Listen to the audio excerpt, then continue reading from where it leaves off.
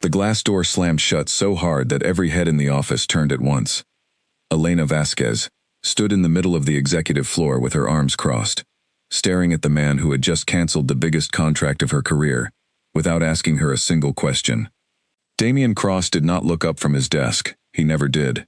He simply signed the last page of a document, closed the folder, and pushed it aside like it meant nothing. "You had no right," Elena said, her voice sharp enough to cut through the silence of the room. "I had every right," Damian replied, finally lifting his eyes to meet hers. "I own this company." "You don't own me." The words hung in the air like a spark waiting to catch fire. For 3 years, Elena had worked beside this man, had learned every twitch of his jaw, every silence that meant danger, every look that meant he was 2 seconds away from losing control in a room full of people who were terrified of him. She was the only person who had never been afraid. Until today, when something in his eyes looked different. Not angry, something closer to fear, though she could not name it yet. Damian stood up from his chair. He was tall, the kind of tall that made rooms feel smaller, and when he walked around his desk, the air between them seemed to shrink too. "Sit down, Elena. I don't take orders outside of work hours. It is 2 in the afternoon. Then I don't take orders that make no sense." He studied her for a long moment, the kind of look he usually reserved for competitors before he destroyed their business deals in a single meeting. But this was different. His jaw was tight, his hands were closed into fists at his sides, and for the first time in 3 years, Elena saw something crack behind the calm mask he wore like armor. "The client insulted you in that meeting," Damian said quietly. "He called you decoration. He said you were only useful for how you looked in a room." Elena blinked. She had not expected that. "And you didn't think to tell me? You just canceled a $200 million deal on your own? I don't need your permission to protect what belongs to this company." "I am not something that belongs to this company." The words landed harder than she meant them to. Damian's expression did not change, but something behind his eyes flickered, like a door opening and closing too fast to see what was on the other side. "That is not what I meant," he said. "Then what did you mean?" He did not answer. He never answered questions like that. Damian Cross was a man who built empires out of silence, who let people fill the gaps with their own fears, because fear made people easier to control. But Elena had learned long ago that his silence was not a weapon against her. It was a wall he built around something he did not want anyone to see. She turned to leave, her heels striking the marble floor with quick, angry steps. She had almost reached the door when his voice stopped her. "Elena." She turned back. "The gala is this weekend," he said. "You will attend as my assistant. There will be donors there who matter to the company." "Fine. Wear something appropriate." "I always do." She left without looking back, and Damian stood alone in his office, staring at the door long after it had closed.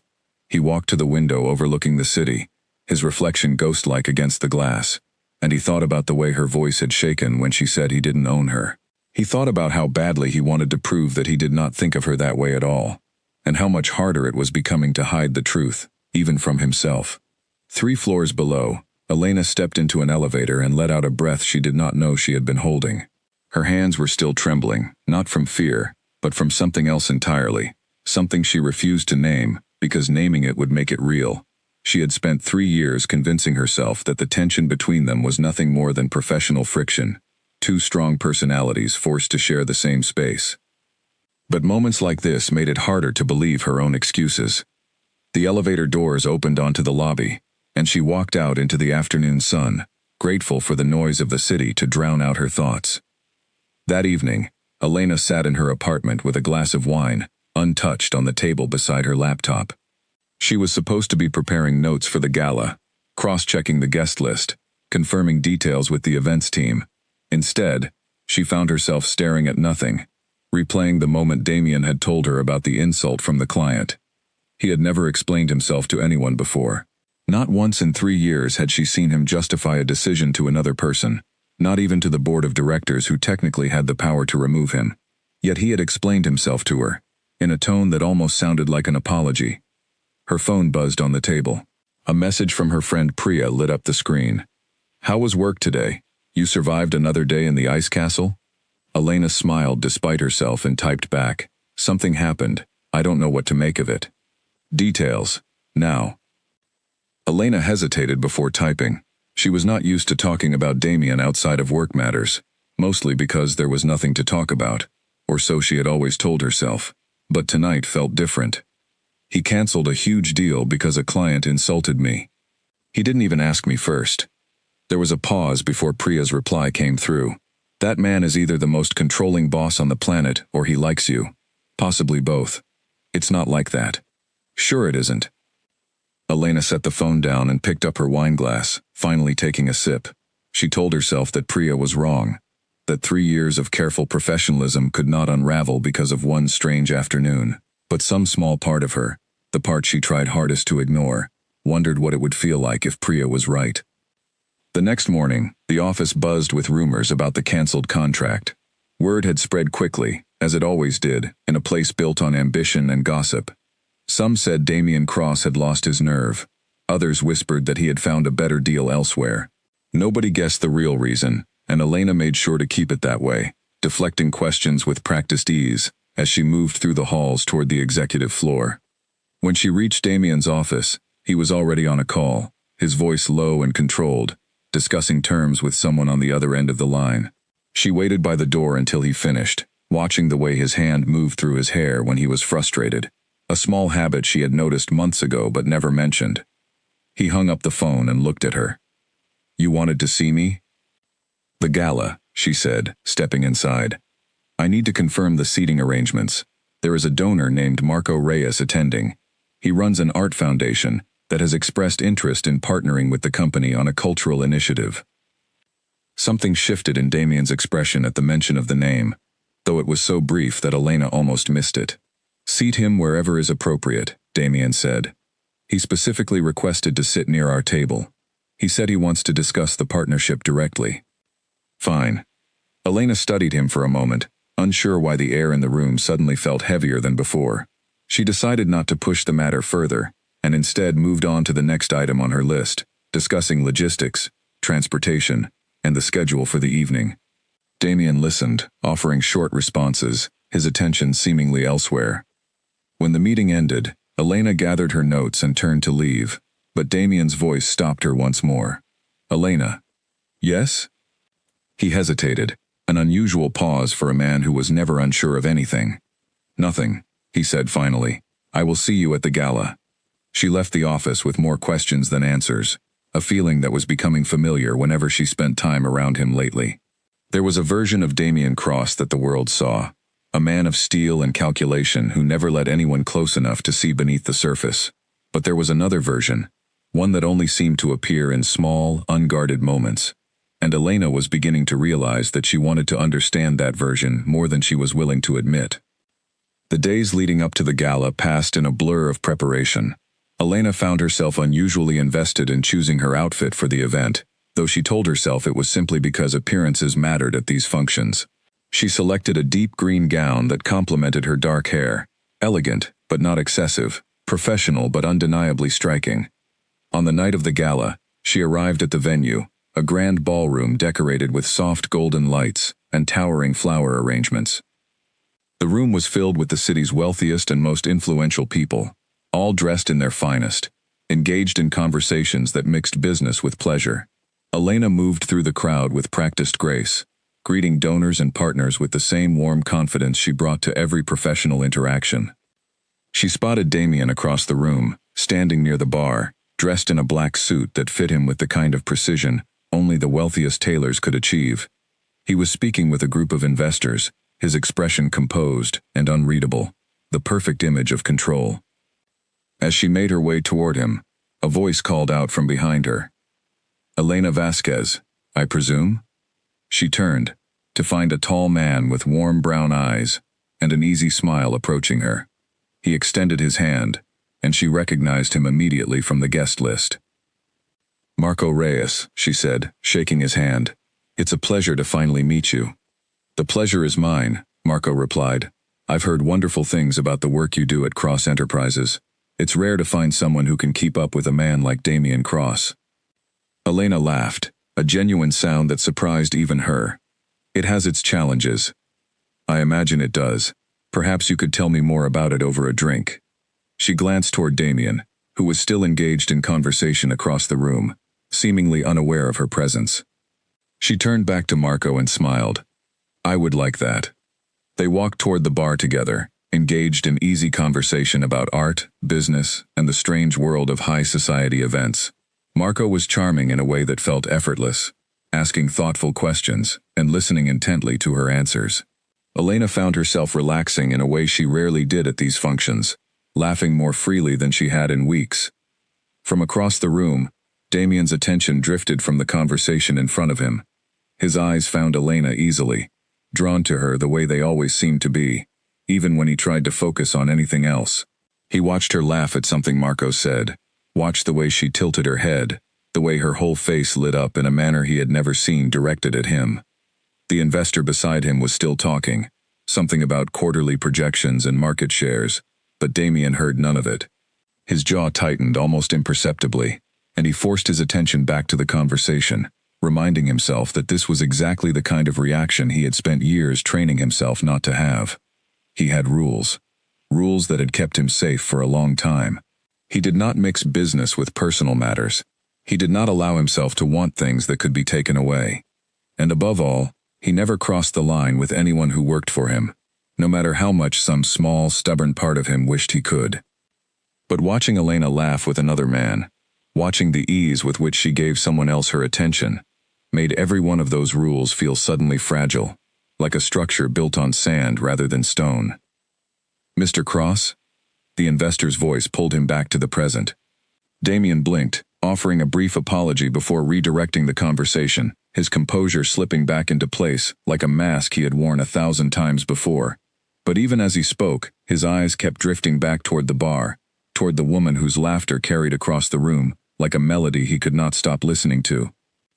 The evening continued, filled with speeches, toasts, and the kind of polished conversations that defined events like this one. Elena eventually made her way back toward Damien, standing beside him as they greeted guests and discussed the evening's proceedings. Marco joined them briefly, extending his hand to Damien with a friendly smile. Mr. Cross, it's an honor. I've been looking forward to discussing the cultural initiative with you and Miss Vasquez. Damien shook his hand, his expression polite but distant. We look forward to hearing your proposal. Excellent. Perhaps we could schedule something for next week? Elena will coordinate the details, Damien said, his voice carefully neutral. Marco nodded, glancing at Elena with a warm smile, before excusing himself to greet another guest. As soon as he was out of earshot, Damien turned to Elena, his expression unreadable once more. You seem to enjoy his company. He's charming, Elena said simply, refusing to read too much into the comment. I noticed. There was something in the way he said it, a tightness beneath the calm surface of his voice, that made Elena pause. She studied him for a moment, trying to understand what exactly was happening beneath the careful control he always maintained. But before she could ask, he had already turned away, greeting another guest with the same practiced ease he brought to everything. The rest of the evening passed without further incident, though Elena found herself more aware of Damien's presence than usual, noticing the way his eyes seemed to track her movements across the room, the way his jaw tightened whenever Marco's name came up in conversation. She told herself it was simply her imagination, that a man like Damien Cross had no reason to feel anything about who she spoke with at a work event. But as the night drew to a close and she prepared to leave, she could not shake the feeling that something had shifted between them, something small but significant, like the first crack in a wall that had stood strong for years. She said her goodbyes and stepped out into the cool night air, waiting for her car to arrive. Behind her, she heard footsteps approaching, and she turned to find Damien standing a few feet away, his hands in his pockets, his expression unusually open. Did you enjoy tonight? He asked. I did, she said. Did you? He considered the question for a long moment, his eyes meeting hers in a way that made her chest tighten unexpectedly. Parts of it, he said finally. Her car arrived before she could ask him what he meant, and she offered a polite good night before stepping inside, watching through the window as he remained standing on the sidewalk, his figure growing smaller as the car pulled away. She did not know what had changed between them, but she knew, with a certainty that surprised her, that nothing would feel quite the same after tonight. Sleep did not come easily to Elena that night. She lay in the darkness of her bedroom, staring at the ceiling, listening to the distant hum of traffic outside her window, and tried to make sense of a day that had somehow turned every certainty she carried about her life upside down. She had built her career on being unshakable, on never letting anyone see the moments when doubt crept in, and yet here she was, wide awake at 2 in the morning, thinking about the way Damien Cross had looked at her on that sidewalk. She finally drifted into a restless sleep sometime near dawn, only to wake a few hours later to the sound of her alarm, and the realization that she had a full day of work ahead of her, regardless of how little rest she had actually gotten. She showered quickly, dressed in a crisp gray suit that made her feel more like herself, and made her way to the office with a strong cup of coffee in hand, determined to treat the day like any other. The plan lasted exactly until she stepped off the elevator and saw Damien standing near the reception desk, speaking quietly with one of the junior associates. He glanced up the moment the doors opened, and for a fraction of a second, something passed between them, an acknowledgement of the strange tension that had followed them home from the gala the night before. "Good morning," he said, his voice returning to its usual measured calm. "Good morning," she replied, matching his tone, though her heart beat a little faster than she wanted to admit. The day unfolded with the usual demands of running a company as large and complex as Cross Enterprises, meetings stacked one after another, calls with investors, decisions that required careful thought and quick execution. Elena moved through her responsibilities with practiced efficiency, grateful for the distraction that came with a full schedule, though she found her mind wandering back to the strange softness in Damien's voice more often than she would have liked. Around midday, she found herself walking past his office and noticed the door slightly open, his voice carrying through the gap in a tone she rarely heard him use, warm and almost gentle. She paused, curious despite herself, and realized he was speaking with his younger sister on the phone, discussing her upcoming university exams with a patience that seemed entirely at odds with the ruthless reputation that followed him through every boardroom in the city. She did not mean to eavesdrop, but something about hearing this unguarded version of him made her linger a moment longer than she should have. When he glanced up and noticed her standing there, she offered an apologetic smile and continued walking, though the image of him speaking so gently stayed with her for the rest of the afternoon. Later that day, during a brief lull between meetings, Elena found herself in the break room, preparing a cup of tea, when Damien entered, apparently searching for the same quiet moment of respite from the demands of the day. "Long day?" he asked, leaning against the counter as he waited for the coffee machine to finish brewing. "Longer than usual," she admitted, "though I suspect that has more to do with a poor night's sleep than the actual workload. I imagine we share that particular affliction," he said, a rare hint of dry humor in his voice. Elena studied him carefully, surprised by the small opening he had offered, a crack in the usual professional distance he maintained so consistently. "Did something keep you awake?" He considered the question for a long moment, weighing how much honesty to allow into the conversation. "Thoughts I am not entirely comfortable examining too closely," he said finally. "That sounds familiar," she admitted. Their eyes met across the small kitchen, and for a moment, neither of them looked away, the quiet hum of the coffee machine, the only sound filling the space between them. It was Damien who eventually broke the silence, clearing his throat and stepping back toward the door. "I should return to my office," he said. "There is a call scheduled with the regional partners in a few minutes." "Of course," Elena said, watching him leave with a strange mixture of disappointment and relief. As the days passed, small moments like this one continued to accumulate, brief exchanges that carried more weight than their words alone would suggest, glances held a fraction too long, silences that felt charged rather than empty. Elena found herself paying closer attention to these moments, cataloging them carefully, even as she told herself repeatedly that she was reading too much into ordinary workplace interactions. By the end of the week, she had convinced herself that whatever strange tension had emerged between them was simply a temporary anomaly, the natural result of an unusual evening at the gala and the surprising conversation about Marco that had followed it. She told herself that things would return to their normal rhythm soon enough, that the careful professional distance she had maintained with Damien for 3 years would reassert itself without much effort. But as she packed up her desk that Friday evening, preparing to leave for the weekend, she caught herself glancing toward his office one final time, wondering what he might be doing, wondering whether he was thinking about the same strange, unspoken questions that had occupied so much of her own attention throughout the week.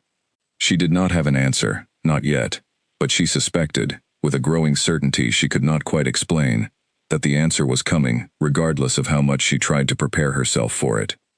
The following Monday brought a wave of emails, meetings, and follow-ups from the gala, but one email stood out among the rest. Marco Reyes had sent a formal proposal for the cultural initiative, along with a personal note thanking Elena for her company during the evening. She read it twice before forwarding it to the events team, telling herself the small smile on her face had nothing to do with the sender. Damien noticed the email before she even mentioned it. He had access to the shared project folder, and Marco's name appeared at the top of the new file the moment it was uploaded. He clicked it open, scanning the proposal with more attention than it probably required, searching for a reason to reject it outright. But the terms were fair, the initiative was well planned, and rejecting it without cause would raise questions he did not want to answer. He called Elena into his office that afternoon. "The proposal from Reyes Foundation," he said, gesturing to his screen. "Walk me through it." Elena took a seat across from him, opening her own copy of the document. "It's a partnership for a series of art exhibitions supporting local artists. Marco wants Cross Enterprises to sponsor the venues and provide funding for emerging talent. In exchange, the company gets recognition as a leading supporter of the arts, which fits well with the image we've been trying to build this year. And you believe this is a good use of company resources?" "I do. The projected reach is significant, and it aligns with the values you outlined in last year's shareholder letter." Damien studied the numbers on the screen, though his mind kept drifting back to the way Marco had looked at Elena during the gala, the easy warmth between them that had nothing to do with business. "Schedule a meeting with him," Damien said finally. "I want to review the details myself. I can handle the negotiations if you prefer to focus on other priorities." "I said I want to review it myself." His tone left no room for argument, and Elena nodded, making a note to arrange the meeting for later in the week. She left his office without further comment, though she could not help but wonder why a simple partnership deal seemed to require so much of his personal attention. That weekend, Elena found herself unable to fully relax, her mind circling back repeatedly to the strange tension that had settled over the office in recent days. She spent Saturday morning running errands, trying to occupy herself with ordinary tasks, grocery shopping, a visit to the dry cleaner, small chores that usually helped clear her mind. But even amid the familiar rhythm of her weekend routine, thoughts of Damien kept intruding, unwelcome yet persistent. She called Priya that afternoon, hoping a conversation with her closest friend might help settle the restlessness she could not quite shake. "You sound distracted," Priya said, after Elena had spent several minutes discussing unrelated topics without much focus. "I am distracted," Elena admitted. "There's this strange thing happening at work, with Damien, and I don't know what to make of it. Tell me everything." Elena described the events of the past week in careful detail, the tension at the gallery meeting, the unusual softness she had overheard in his voice while speaking with his sister, the charged silence in the break room that had left her thinking about him for the rest of the day. Priya listened patiently, occasionally asking clarifying questions, until Elena finally finished recounting the strange series of small moments that had accumulated over the past several days. "It sounds to me like two people who are both very stubborn and very scared," Priya said finally. "You're both circling around something neither of you wants to name directly." "Maybe," Elena said. "Or maybe I'm simply imagining things that aren't really there. Have you considered that the easiest way to find out would be to actually ask him directly?" "It's not that simple, Priya. He's my employer. There are entire categories of professional risk involved in even considering something like that. There's also the risk of spending years wondering what might have happened if you had been brave enough to find out," Priya countered gently. "I'm not telling you what to do. I'm just asking you to consider whether the fear of professional complications is really the only thing holding you back." Elena did not have a ready answer, and the conversation shifted toward other topics before long, though Priya's words lingered in her mind for the rest of the weekend, a quiet challenge she was not yet ready to fully confront. Monday morning arrived with its usual demands, and Elena arrived at the office determined to focus entirely on her responsibilities, pushing aside the unresolved questions that had occupied so much of her weekend. The meeting with Marco regarding the foundation proposal was scheduled for later that week, and she spent much of Monday and Tuesday preparing the necessary materials, reviewing financial projections, and coordinating logistics with the events team. She found the preparation genuinely engaging, appreciating the opportunity to work on a project that combined her professional skills with a cause she found personally meaningful. The idea of supporting emerging artists, of using the company's resources to create real opportunities for people who might otherwise struggle to have their work recognized, resonated with values she rarely had the chance to express through her usual corporate responsibilities. By the time the meeting with Marco actually arrived, Elena had prepared thoroughly, confident in her understanding of every detail within the proposal. She did not anticipate the strange undercurrent of tension that would color the meeting, nor the way Damien's uncharacteristically pointed questions would leave her feeling caught between two men whose motivations she was only beginning to understand. The meeting with Marco took place 3 days later in one of the smaller conference rooms on the executive floor.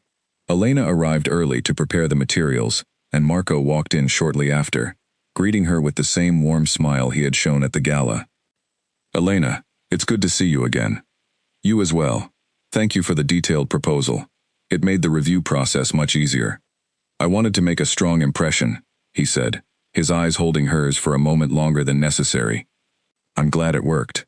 Damien entered the room a moment later, his expression carefully composed. He shook Marco's hand with a firm grip and gestured for everyone to take their seats. "Let's begin," Damien said, his voice all business. The meeting proceeded through the details of the proposal, Marco presenting his vision with confidence and enthusiasm, while Damien asked pointed questions, testing every assumption, challenging every projection. Elena watched the exchange with growing curiosity, noticing how Damien pushed harder on this deal than he usually did, questioning details that would normally be handled by the legal team without his direct involvement. "The funding structure seems excessive," Damien said, pointing to a line item in the budget. "Why does the foundation require this level of financial commitment up front?" "It ensures the artists receive proper support, without the uncertainty of delayed payments," Marco explained. "I found that consistent funding produces better results than promises spread across quarterly reviews." "That sounds more like an excuse for poor financial planning." Marco's expression remained calm despite the sharp comment. "I understand your concern, Mr. Cross. I can provide additional documentation to demonstrate the Foundation's track record, if that would ease your reservations." Elena shifted in her seat, sensing the tension building between the two men, though neither raised their voice or lost composure. It was a quiet kind of conflict, the sort that existed beneath polite words and professional smiles, and she found herself caught in the middle of it without quite understanding why. "That won't be necessary," Elena interjected, hoping to smooth over the moment. "The Foundation's previous initiatives have received strong reviews from independent auditors. I've already verified the numbers." Damien glanced at her, something unreadable passing behind his eyes before he nodded slightly. "Very well. We'll move forward with the proposed terms, with quarterly reviews to ensure accountability." "That seems fair," Marco agreed, though his gaze lingered on Elena for a moment before returning to Damien. The meeting concluded shortly after, and Marco gathered his materials, offering a polite goodbye before turning to Elena. "Would you have time for coffee sometime this week? I'd like to discuss the exhibition logistics in more detail, away from the formality of the conference room." Elena hesitated, aware of Damien's presence beside her, though she was not sure why it mattered. "I think that would be fine. I'll check my schedule and let you know." "I look forward to it," Marco said, offering a warm smile before leaving the room. Damien remained seated, gathering the documents in front of him with unusual slowness. Elena watched him for a moment, trying to read his expression, but he had already retreated behind the careful mask he wore so well. "Is something wrong?" she asked. "No," he said, standing up and straightening his jacket. "Nothing is wrong." "You seemed unusually harsh with him during the meeting." "I was doing my job. Protecting the company's interests requires asking difficult questions." It felt personal. Damien paused at the door, his back to her, his shoulders tense beneath his suit. For a moment, Elena thought he might say something honest, something that would explain the strange tension that had followed them since the gala, but instead, he simply straightened and walked out without another word, leaving her alone in the conference room with more unanswered questions than she had walked in with. Over the following days, Elena found herself caught between two very different men, each pulling at her attention in ways she had not expected. Marco was easy company, sending thoughtful messages, asking about her day, treating her with the kind of open warmth that made conversation feel effortless. Damien, on the other hand, had become more distant, more controlled, retreating further behind the walls he had built around himself years ago, though Elena could sense something simmering beneath the surface that he refused to acknowledge. She met Marco for coffee that Thursday, choosing a small cafe near the office with quiet corners and soft lighting. He was already seated when she arrived, standing up to greet her with a warm smile. "I'm glad you could make it," he said, as she took her seat across from him. "I'm glad you asked," she replied, surprising herself with how true the words felt. They spent the next hour discussing the exhibition details, though the conversation drifted easily into other topics: his passion for supporting emerging artists, her years working her way up through the ranks at Cross Enterprises, the strange pressures of working in high-stakes environments where every decision carried significant weight.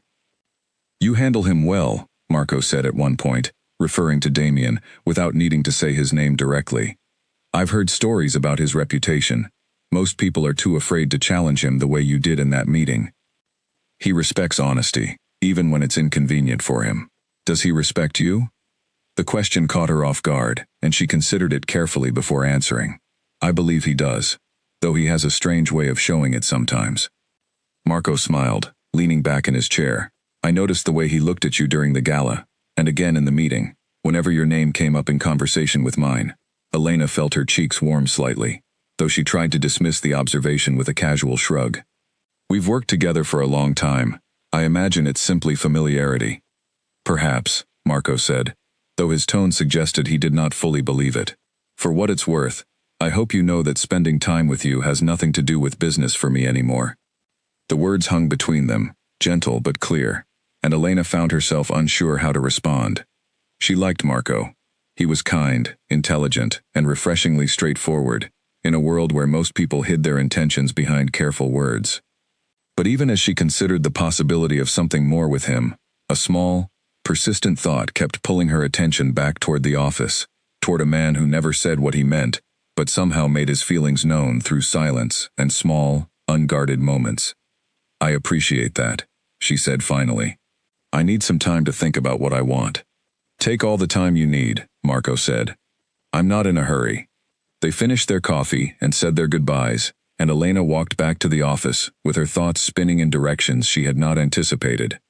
She had spent 3 years building a careful professional distance with Damien, convincing herself that whatever tension existed between them was simply the natural result of working closely together under high-pressure conditions. But watching him during the meeting with Marco, seeing the way his composure had cracked just slightly at the mention of her spending time with someone else, had planted a question in her mind that she could not easily dismiss. When she returned to the office, she found a message waiting from Damien, requesting her presence in his office for a final review of the exhibition contract. She made her way upstairs, her mind still occupied with the conversation from earlier, and found him standing by the window, his back to the door, staring out at the city below. "You wanted to see me?" He turned slowly, his expression composed, but his eyes carrying something heavier than usual. "The contract is ready for final signatures," he said, gesturing to the folder on his desk. "I want you to review it before we send it to the foundation." Elena stepped forward and picked up the folder, scanning the pages with practiced efficiency, though her attention kept drifting toward the man standing across the room, watching her with an intensity he rarely allowed himself to show. "This looks fine," she said, closing the folder. "I'll have it sent over first thing tomorrow morning." "Good." She turned to leave, but his voice stopped her once again, the way it always seemed to lately. "Did you enjoy your coffee?" The question was casual on the surface, but there was something underneath it, a tension that suggested he already knew the answer and was testing her response. "I did," she said carefully. "Marco is good company." "I'm sure he is. Is there something you want to say, Damien?" He was quiet for a long moment, his jaw tight, his hands clasped behind his back, in a posture that reminded her of a man holding himself together through sheer force of will. "No," he said finally. "There is nothing I want to say. She studied him for a moment longer, searching for some crack in the careful mask he wore, some sign of the man who had watched her across the ballroom, with an expression she still could not fully understand. But he gave nothing away, and she left his office once more, with the same unanswered questions trailing behind her, like shadows she could not shake. That night, as she prepared for bed, her phone buzzed with a message from Priya. "How's the love triangle going?" Elena laughed despite herself, typing back a quick reply. "There is no love triangle. There's just a lot of confusion. Confusion is just love wearing a disguise. Trust me on this one." Elena set the phone down and stared at the ceiling, thinking about the two very different men who had suddenly become significant parts of her life. Marco offered something simple and clear, a straightforward path towards something warm and comfortable.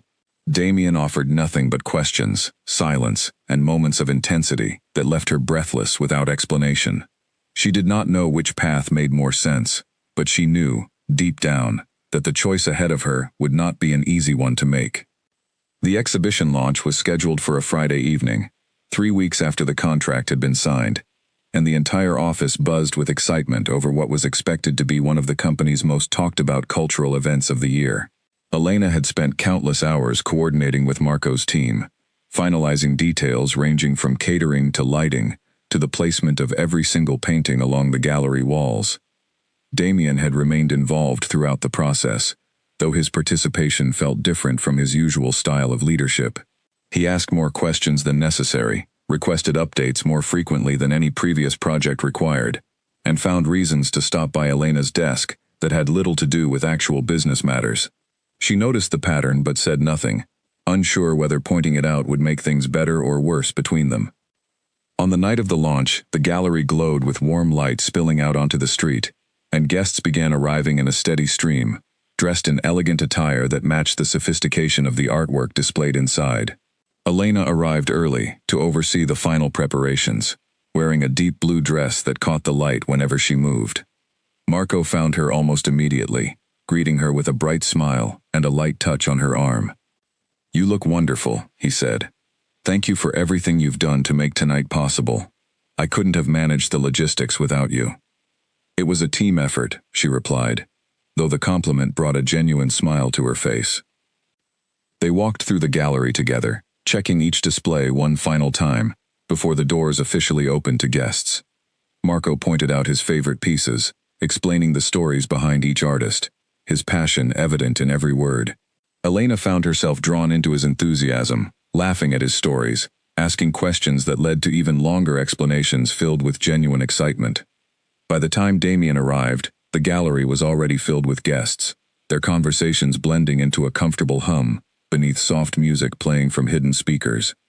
He scanned the room until he found Elena standing near the center of the gallery, engaged in conversation with Marco and a small group of donors, her laughter carrying across the space in a way that seemed to draw attention from everyone around her. He made his way toward them, exchanging brief greetings with guests along the way, though his attention remained fixed on the scene ahead. As he approached, he heard Elena's voice rising above the quiet murmur of the crowd, and the words that reached him made his steps falter for just a moment.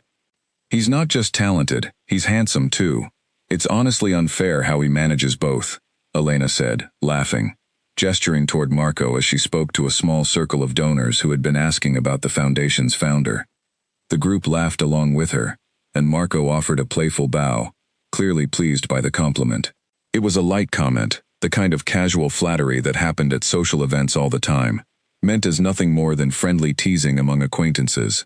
But Damien, standing just a few feet away, felt something inside him tighten in a way he had never experienced before. He had heard countless compliments exchanged at events like this over the years. He had watched people flirt, flatter, and charm one another in every corner of every gala he had ever attended, and none of it had ever affected him. But hearing Elena describe another man as handsome, watching the easy warmth in her expression as she said it, struck something deep and unfamiliar within him, a feeling he did not have a name for, because he had spent his entire adult life refusing to let himself feel it. Elena noticed him standing nearby a moment later, and her smile faltered slightly when she saw the expression on his face. It was brief, barely noticeable to anyone who did not know him as well as she did, but she recognized it immediately. It was the same look she had seen at the charity gala weeks earlier, the flicker of something raw beneath his usual composed exterior. "Damien," she said, stepping toward him. "I'm glad you could make it. The turnout has been incredible." "So it seems," he said, his voice carefully neutral, though his eyes remained fixed on Marco for a moment longer than necessary, before returning to her. "Mr. Cross," Marco said, extending his hand with the same friendly confidence he always carried. "Thank you for your support in making this event possible. It means a great deal to the artists featured here tonight." Damien shook his hand, his grip firm, his expression polite but distant. "The company is happy to support meaningful causes." The conversation continued for a few minutes longer, touching on the success of the exhibition and the positive reception from the donors present. Elena participated easily, her attention moving naturally between the two men, though she remained aware of the subtle tension radiating from Damien, a tension that seemed to grow with every passing moment Marco stood beside her. Eventually, Marco excused himself to greet another group of guests, leaving Elena and Damien standing together near one of the larger paintings, a piece depicting a stormy sea beneath a break in dark clouds. "You seem tense tonight," Elena said quietly, once they were alone. "I am simply monitoring the event to ensure everything runs smoothly." "That's not what I meant." He turned to look at her, his expression unreadable in the dim gallery light. "What did you mean? You've been different since Marco arrived. You get quiet, distant." "It happened at the gala, too." Damien was silent for a long moment, his jaw tight, his hands clenched loosely at his sides. Elena waited, hoping that this time, in this quiet corner away from the crowd, he might finally say something honest. "I heard what you said about him," Damien said finally, his voice low. "What do you mean?" "That he is handsome. You said it in front of everyone." Elena blinked, surprised by the directness of the comment, though she quickly recovered her composure. It was a compliment among friends. It didn't mean anything beyond that. It sounded like it meant something. "Why does it matter to you?" The question hung between them, sharp and direct, and for a moment, Elena thought he might finally give her the answer she had been searching for, since the first crack appeared in his composure weeks earlier. His eyes searched hers, something vulnerable flickering behind the usual steel, and she held her breath, waiting. But then his expression shifted, the walls returning almost instantly, and he stepped back, putting distance between them once more. "It doesn't matter," he said. "Forget I mentioned it." "Damien, I need to speak with the donors before the evening concludes," he said, cutting her off before she could push further. "Excuse me." He walked away without waiting for a response, leaving Elena standing alone near the painting, frustration and confusion swirling together in her chest. She had come so close to understanding what was happening between them, close enough to almost touch the truth, only to watch him retreat behind his walls once again. The rest of the evening passed in a blur of conversations, toasts, and the satisfaction of watching a successful event come together, exactly as planned. Elena moved through the crowd with practiced professionalism, though her thoughts kept drifting back to the tense exchange near the painting, replaying his words over and over, searching for meaning she could not quite grasp. Marco found her again near the end of the night, as guests began to filter out of the gallery. "Tonight was a tremendous success," he said, his smile genuine and warm. "I owe much of that to you." "You did the hard work," Elena replied. "I simply helped with the details. The details matter more than you realize." He paused, studying her expression carefully. "Is everything all right? You seem distracted." "I'm fine," she said, though the words felt hollow even as she spoke them.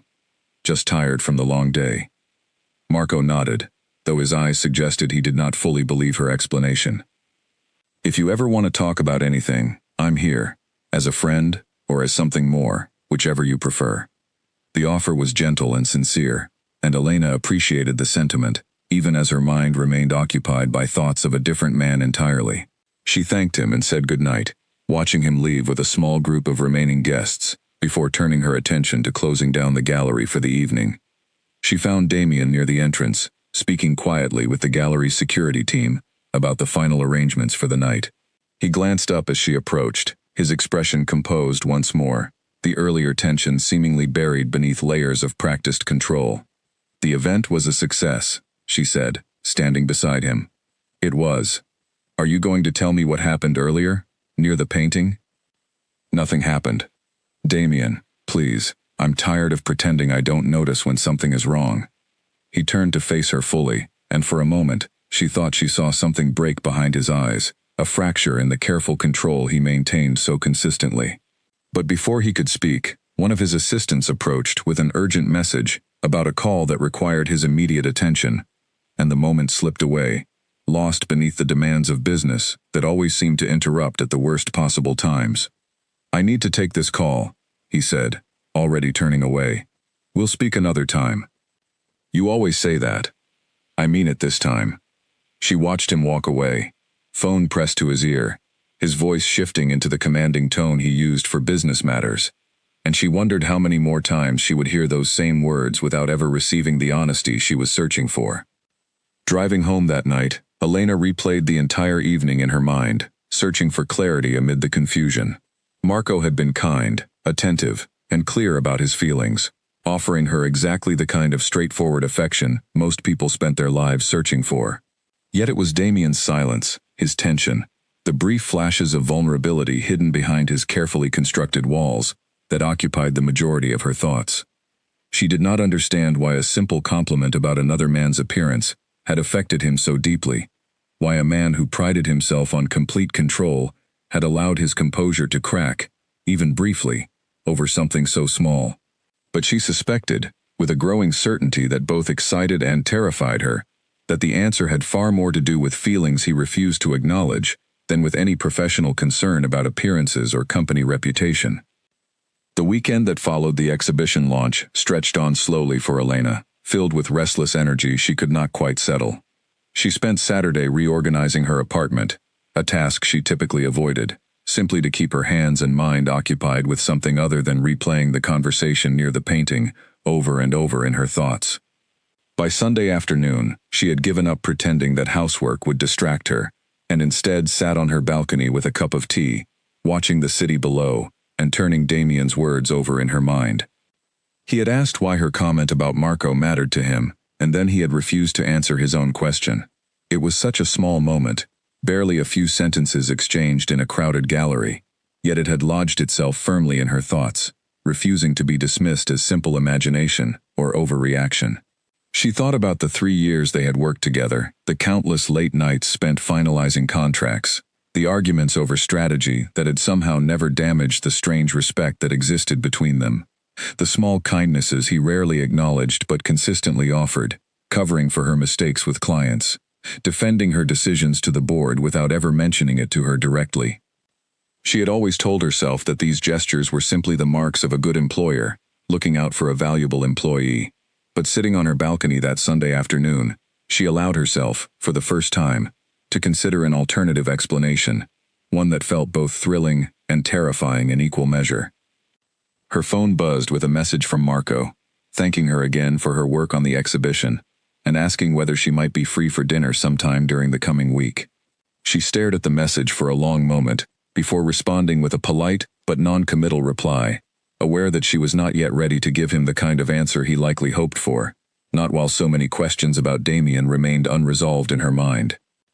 The following Monday, the office returned to its normal rhythm, though something had shifted subtly in the atmosphere between Elena and Damien. He was more distant than usual, avoiding unnecessary interactions, communicating primarily through brief emails and formal meetings, rather than the casual conversations that had once punctuated their workdays. Elena noticed the change immediately, and while part of her understood that he was likely retreating out of discomfort with his own unexpected reactions, another part of her felt the distance acutely, missing the small moments of connection that had slowly built between them over the past weeks. She decided, after several days of this careful avoidance, that she would not simply wait for him to come around on his own. She gathered a folder of unrelated documents as an excuse, and made her way to his office late one afternoon, determined to break through whatever wall he had rebuilt since the gallery event. He looked up as she entered, his expression guarded. "Do you have a moment?" she asked. "I'm quite busy. This will only take a few minutes." He gestured toward the chair across from his desk, and she sat down, setting the folder aside without opening it, since it had never truly been the reason for her visit. "You've been avoiding me," she said plainly. I've been focused on other priorities. That's not what I asked. Damien leaned back in his chair, studying her with an expression that mixed frustration and something softer underneath. What do you want me to say, Elena? I want you to tell me the truth. About what happened at the gallery, about why you've been so distant since then. He was quiet for a long moment, his fingers tapping lightly against the surface of his desk, a rare display of nervousness from a man who typically radiated unshakable confidence. I don't know how to explain it, he said finally. Try. He met her eyes, and this time, he did not look away. Watching you with him, hearing you say those things, made me realize something about myself that I have spent years refusing to acknowledge. Elena's heart quickened, though she kept her expression carefully neutral, afraid that any reaction might cause him to retreat once more. What did it make you realize? That I have rules for a reason, rules that keep things simple, keep them safe. And somewhere along the way, working alongside you, those rules have become far more difficult to follow than they used to be.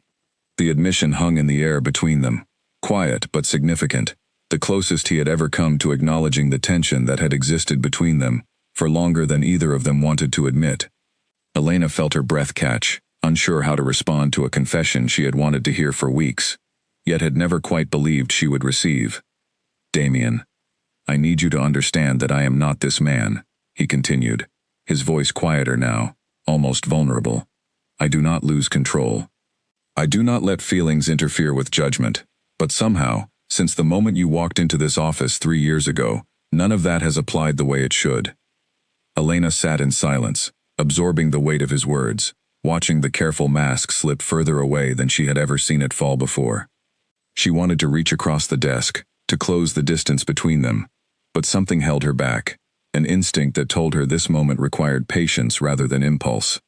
What are you saying? She asked softly. He hesitated, and for a moment, she thought he might finally say the words that had been building beneath the surface for weeks. But then his phone buzzed loudly on the desk, breaking the fragile atmosphere of the room, and his expression shifted back into the composed mask he wore for the rest of the world. I'm saying that tonight's meeting with the board has been moved up, he said, glancing at the screen. I need to prepare. Elena stood slowly, disappointment settling heavily in her chest, despite the progress they had made. Of course. Elena. She paused at the door, turning back to face him. Thank you for pushing me to say that much, he said, his voice quiet but sincere. It was more than I have said to anyone in a very long time. She offered a small smile, though uncertainty still lingered beneath the surface. We'll talk more soon. Soon, he agreed. She left his office with her heart racing, replaying his words over and over, searching for meaning in every phrase, every pause, every flicker of vulnerability she had witnessed. She did not know exactly what came next, but for the first time since this strange tension had begun weeks earlier, she felt certain that whatever existed between them was far too significant to ignore any longer. That evening, unable to settle into her usual routine, Elena found herself standing in front of her closet for far longer than necessary, debating whether to reply to Marco's dinner invitation before she had a chance to think it through properly. She finally set the phone aside and poured herself a glass of wine, sitting quietly at her kitchen table, while the events of the day continued turning over in her mind. A soft knock at her door interrupted her thoughts, sometime around 8 in the evening. She opened it to find Damien standing in the hallway, his jacket removed, his tie loosened, in a way she rarely saw outside the privacy of his own office. I know this is unusual, he said, before she could ask why he had come. I did not want to leave things unfinished after the board meeting interrupted us earlier. You could have called, she said, though she stepped aside to let him in, curiosity overriding any instinct toward caution. I considered it, but some things feel like they deserve to be said in person, even if I am not entirely certain how to say them properly. He stood in the middle of her living room, looking slightly out of place amid the warm, lived-in furniture that felt so different from the polished perfection of his own apartment, though she suspected she would not see that apartment for some time yet. I have spent most of the evening trying to understand why watching you with Marco affected me so strongly, he continued, and I think the honest answer is simpler than I wanted it to be. I am afraid of losing something I have not even allowed myself to properly claim yet. Elena felt her breath catch at the directness of his words, so unlike the careful, guarded man she had grown accustomed to over 3 years of working alongside him. Claim what, exactly? You, he said simply. Whatever this is between us, whatever I have been fighting against for weeks now, I do not want to lose the chance to find out what it could become, simply because I was too afraid to say so honestly. The room fell silent for a long moment, the weight of his admission settling between them like something tangible. Elena studied his face carefully, searching for any sign of hesitation or retreat, but found only quiet resolve, the look of a man who had finally decided to stop running from something he could no longer deny. I don't know what happens next, she admitted honestly. This is complicated, Damien. You're my employer. There are risks involved that neither of us can fully control. I know, he said, and I am not asking you to solve that complication tonight. I am simply asking for the chance to try, slowly and honestly, without either of us pretending this tension does not exist. Elena crossed the room slowly, stopping just in front of him, close enough to see the uncertainty flickering beneath his usual composure, the same vulnerability she had glimpsed earlier that day in his office. Then let's try, she said softly, slowly, honestly. He reached for her hand, holding it gently, and for a long moment, they simply stood together in the quiet of her living room, two people who had spent weeks circling around a truth neither of them had been ready to fully claim, finally choosing to step toward it together instead of away.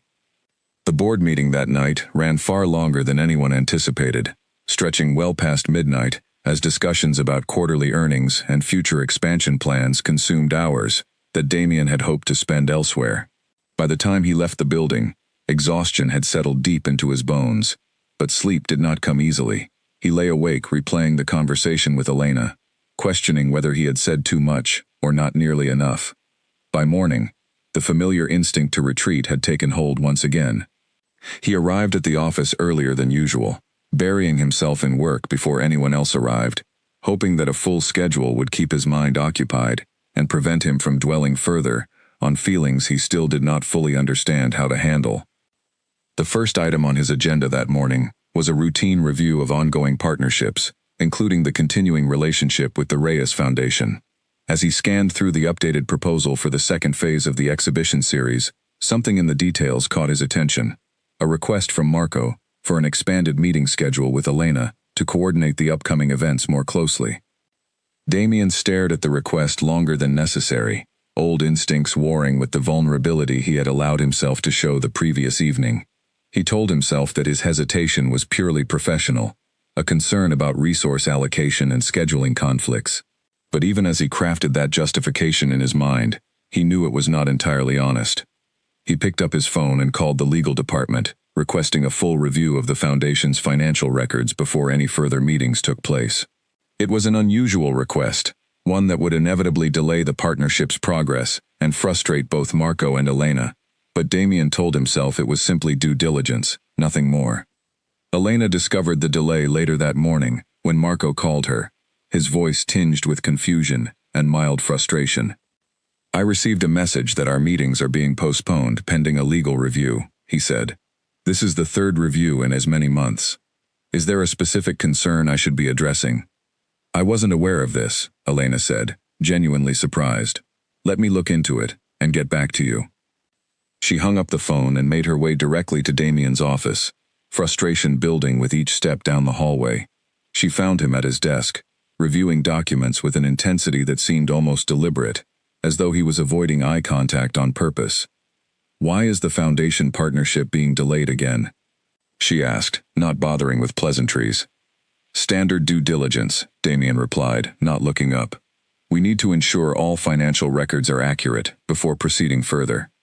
We already completed this review last month. Everything checked out perfectly.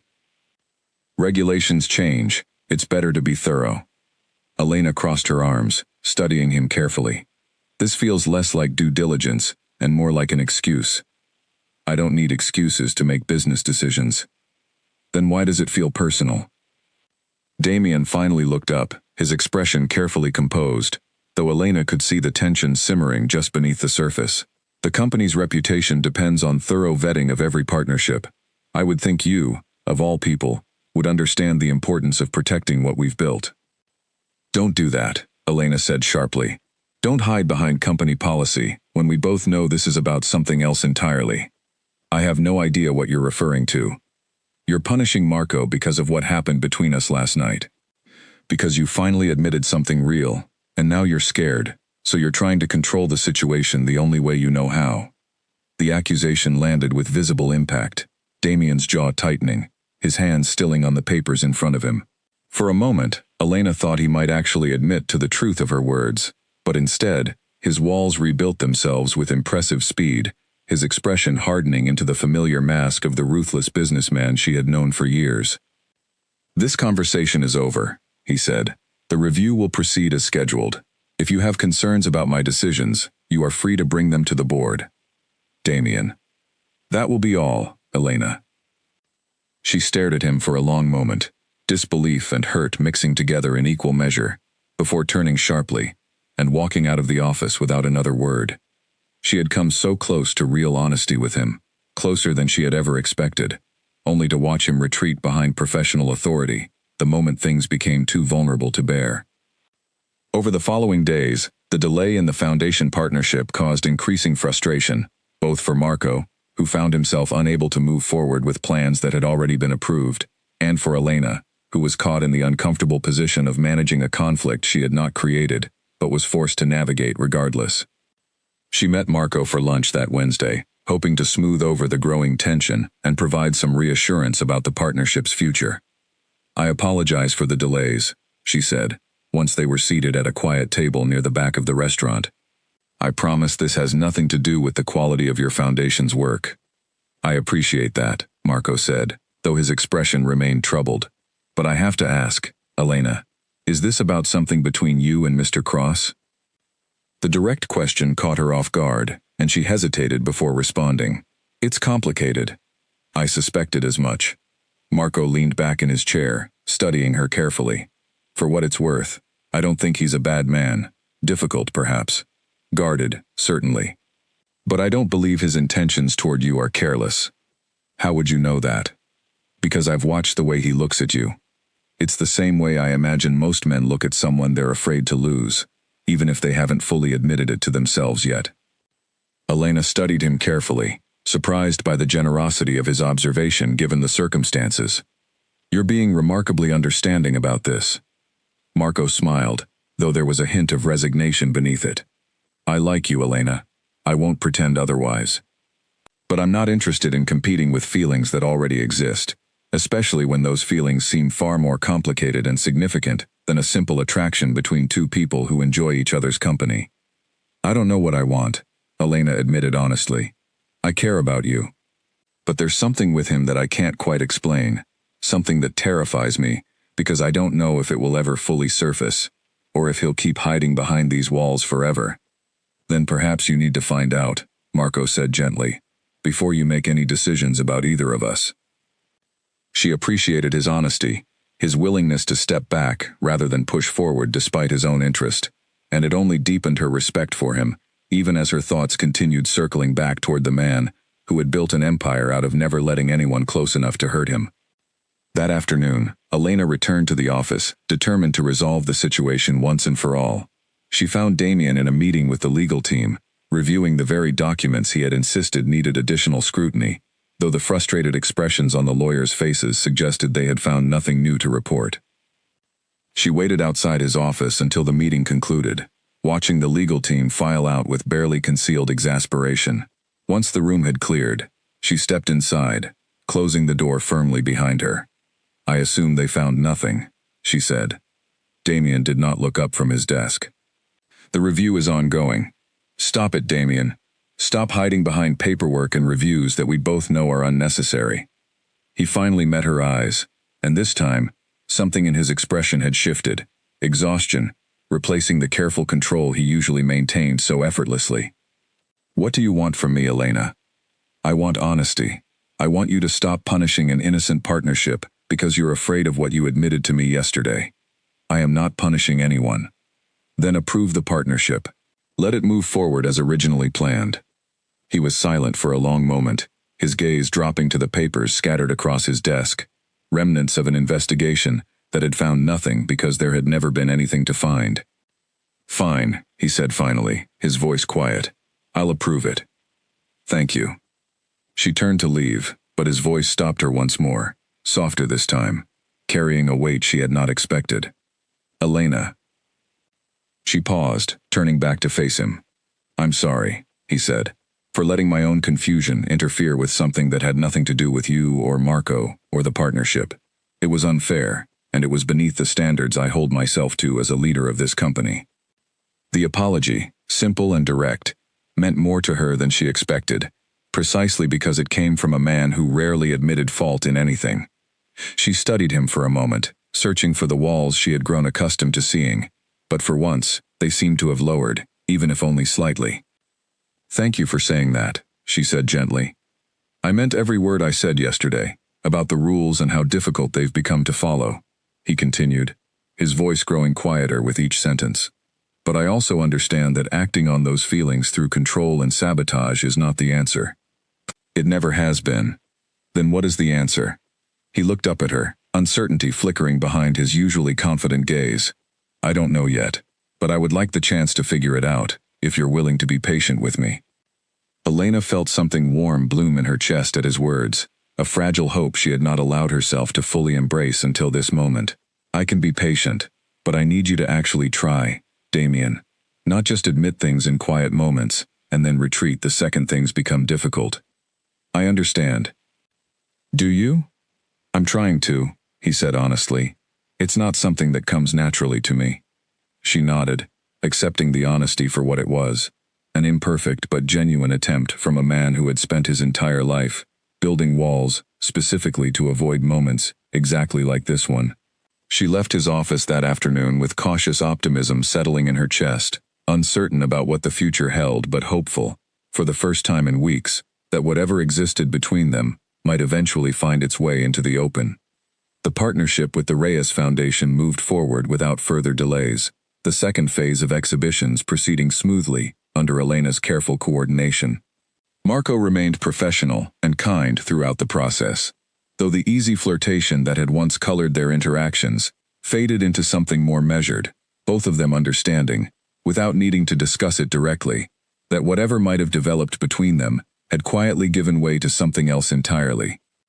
Damien, for his part, made small but noticeable efforts over the following weeks, offering genuine compliments rather than critical silence, engaging in conversations that extended beyond strictly professional matters, and allowing small moments of vulnerability to surface, without immediately retreating behind his usual walls.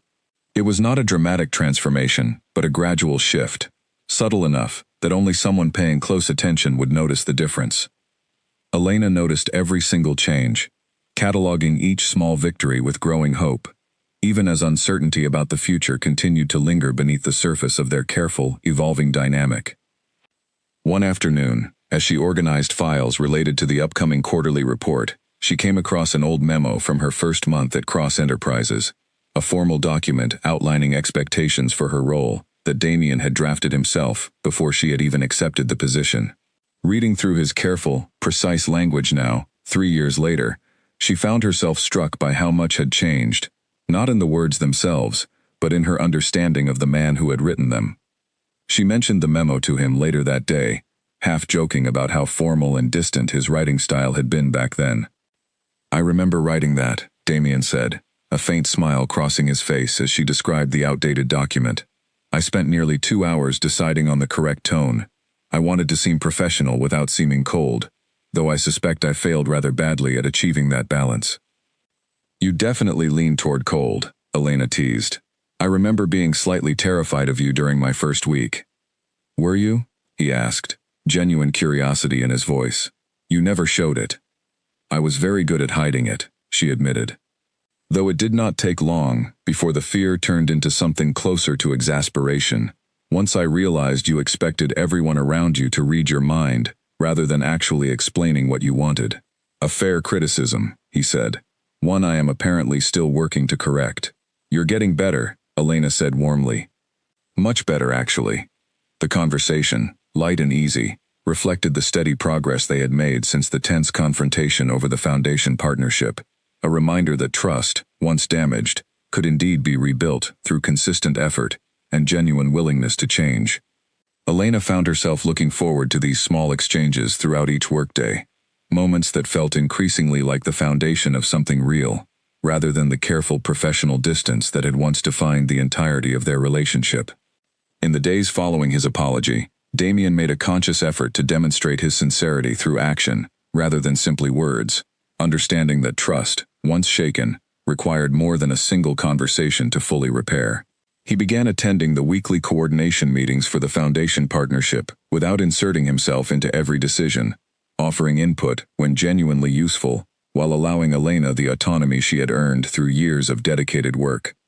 He also made a point of acknowledging Marco's professionalism directly, sending a brief but genuine note thanking him for his patience during the review process, and expressing confidence in the partnership moving forward successfully. It was a small gesture, but one that surprised Elena when she learned of it, recognizing the effort it must have taken for a man like Damien to extend that kind of goodwill towards someone he had so recently viewed with obvious suspicion. "I heard you sent Marco a note," she said one afternoon, finding Damien reviewing quarterly projections in his office. "I thought it was the right thing to do," he said, not looking up from his work. "I behaved poorly during the negotiations, and he deserved acknowledgement of that, regardless of my personal feelings about the situation. That was generous of you." "It was honest," he corrected gently. "I am trying to be more honest, in general, even when it requires admitting fault." Elena smiled, settling into the chair across from his desk. "It suits you. The honesty, I mean." "It feels strange," he admitted. "Uncomfortable, in ways I did not expect. I have spent so many years controlling exactly what people see of me, that simply saying what I actually think feels almost like exposing a weakness." "It's not a weakness," Elena said firmly. "It takes far more strength to be honest than to hide behind control." He looked up at her then, something thoughtful in his expression. "I am beginning to understand that." Slowly. Their conversation drifted into other matters after that, discussing the upcoming quarterly review and the various projects competing for attention across the company. But the exchange stayed with Elena throughout the rest of the day, a quiet reminder of the progress they had made together. Fragile but genuine, built through small moments of honesty rather than grand declarations. The following week, the foundation partnership reached a significant milestone when the first exhibition under the new agreement opened to strong public reception, drawing praise from art critics and generating exactly the kind of positive attention Marco had promised during his original proposal.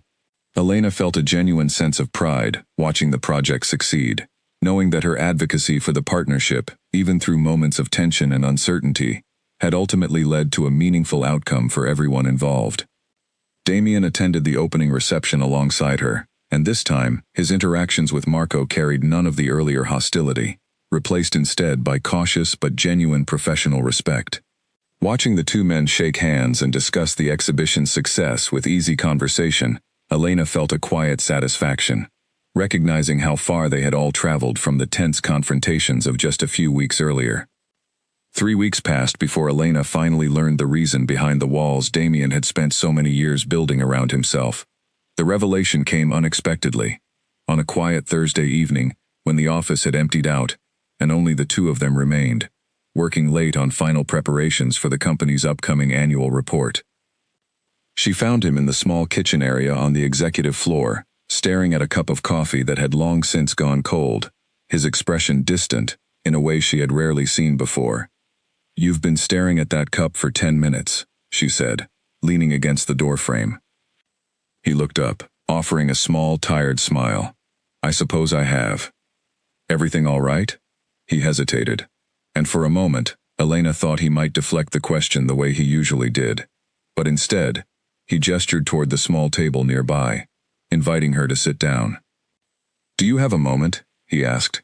"There's something I think you deserve to understand, given everything that has happened between us these past weeks." Elena took a seat across from him, curiosity and cautious hope mingling together as she waited for him to continue. 10 years ago, before I built this company into what it is today, I was involved with a woman named Sophia," Damien began, his voice quieter than usual, carrying a weight that suggested this was not a story he shared often, if ever. We met during my early years in finance, before I had any of the wealth or reputation I carry now. She was ambitious, brilliant, and for a long time, I believed she genuinely cared about the life we were building together. Elena remained silent, sensing that interrupting would only make it harder for him to continue. I gave her everything, he continued. Trust, vulnerability, access to every part of myself that I had never shown anyone else. I believed that love meant tearing down every wall, holding nothing back. It was the only time in my life I allowed myself to be completely open with another person. He paused, his fingers tracing the rim of the cold coffee cup absently. When my first major business venture began to show real promise, when investors started paying attention and opportunities began appearing that could change everything, I discovered that Sophia had been using our relationship to gather information for a competitor. Every private conversation, every strategic plan I had shared with her in confidence, had been passed along to people working to destroy everything I was building. Damien, I'm so sorry. The betrayal itself was devastating enough, he continued, his voice steady, despite the pain evident beneath the surface. But what destroyed me most was realizing how easily I had allowed myself to be manipulated, simply because I had let my guard down completely. I had believed that vulnerability was strength, that opening myself entirely to another person was the truest form of connection. Instead, it nearly cost me everything I had worked years to build. Elena reached across the table, gently placing her hand over his.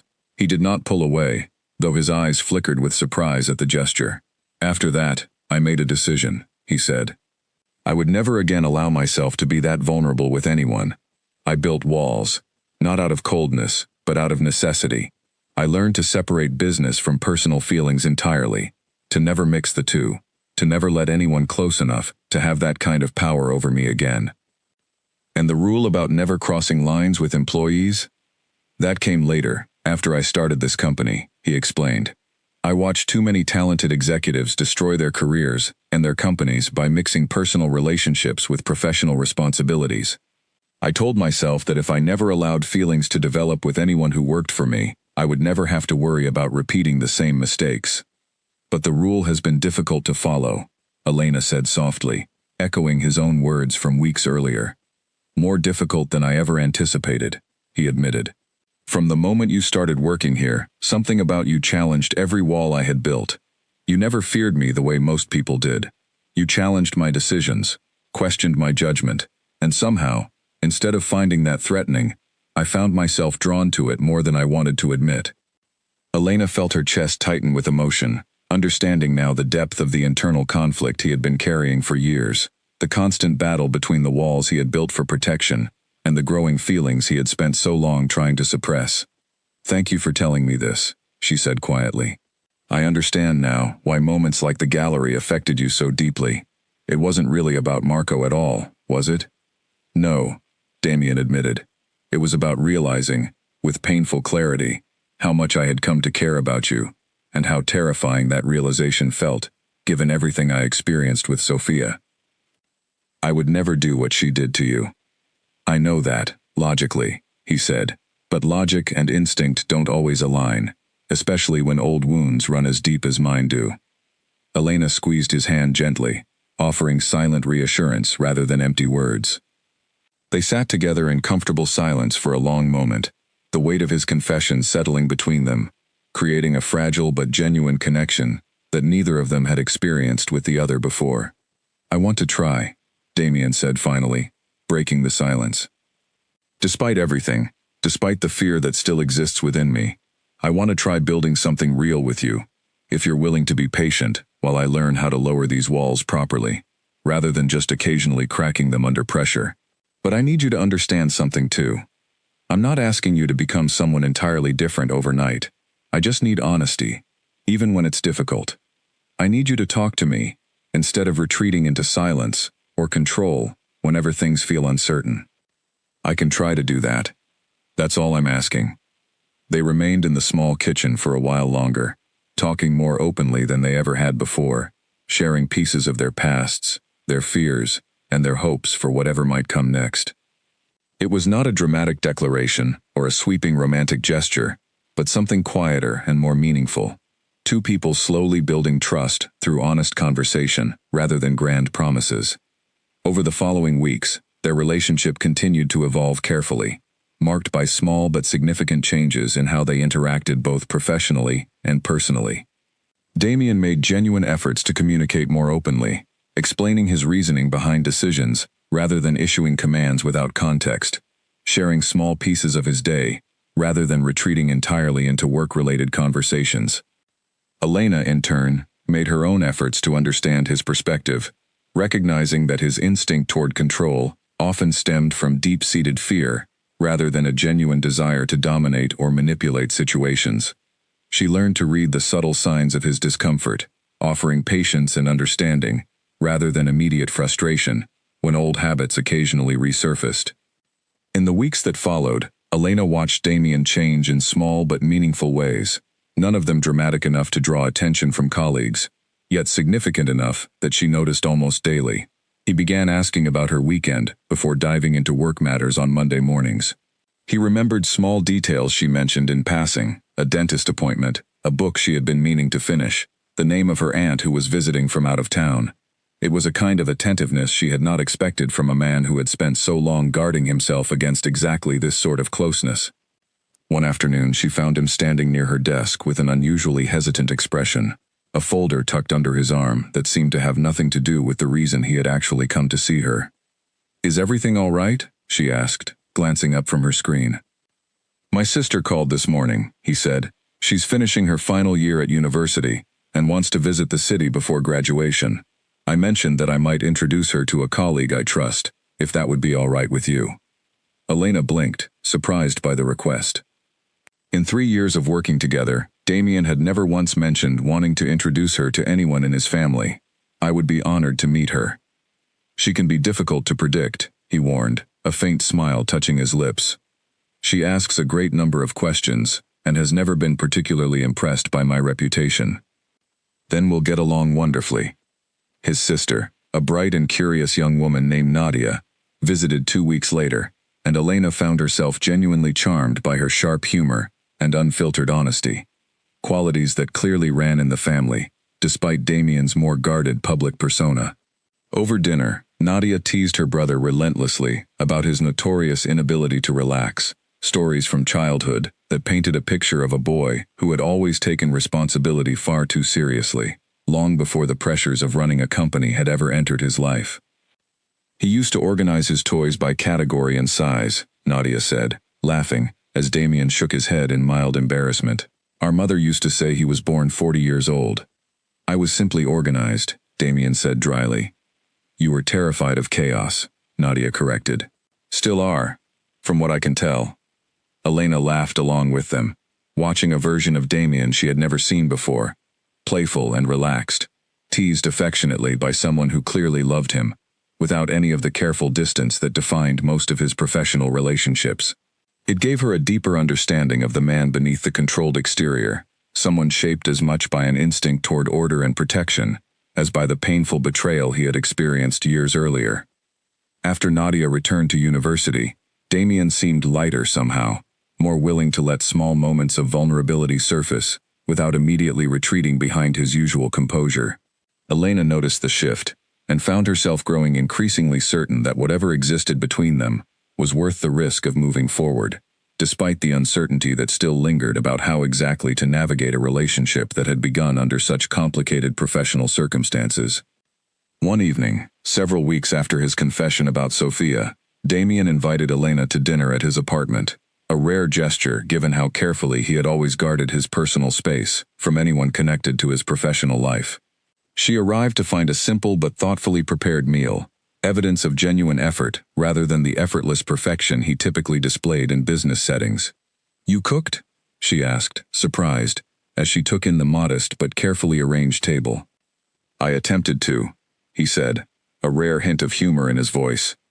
"The results may not be entirely successful, but the effort was genuine."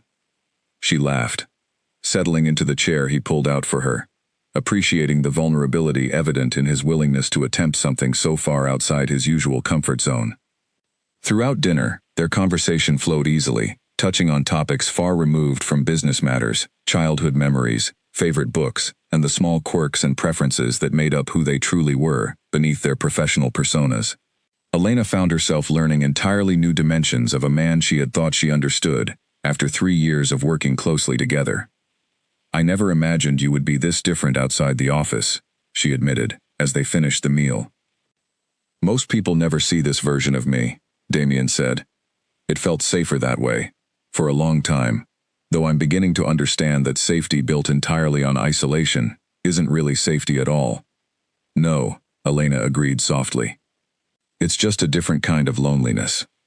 He met her eyes across the table, something warm and genuine passing between them, unguarded in a way that would have seemed impossible only a few months earlier. "I don't want to be lonely anymore," he said quietly. "Not if there's a chance to build something real with you instead." Elena reached across the table, taking his hand gently. "Then let's build it together. Slowly, honestly, without the walls that kept you safe but also kept you isolated for so long. I would like that very much."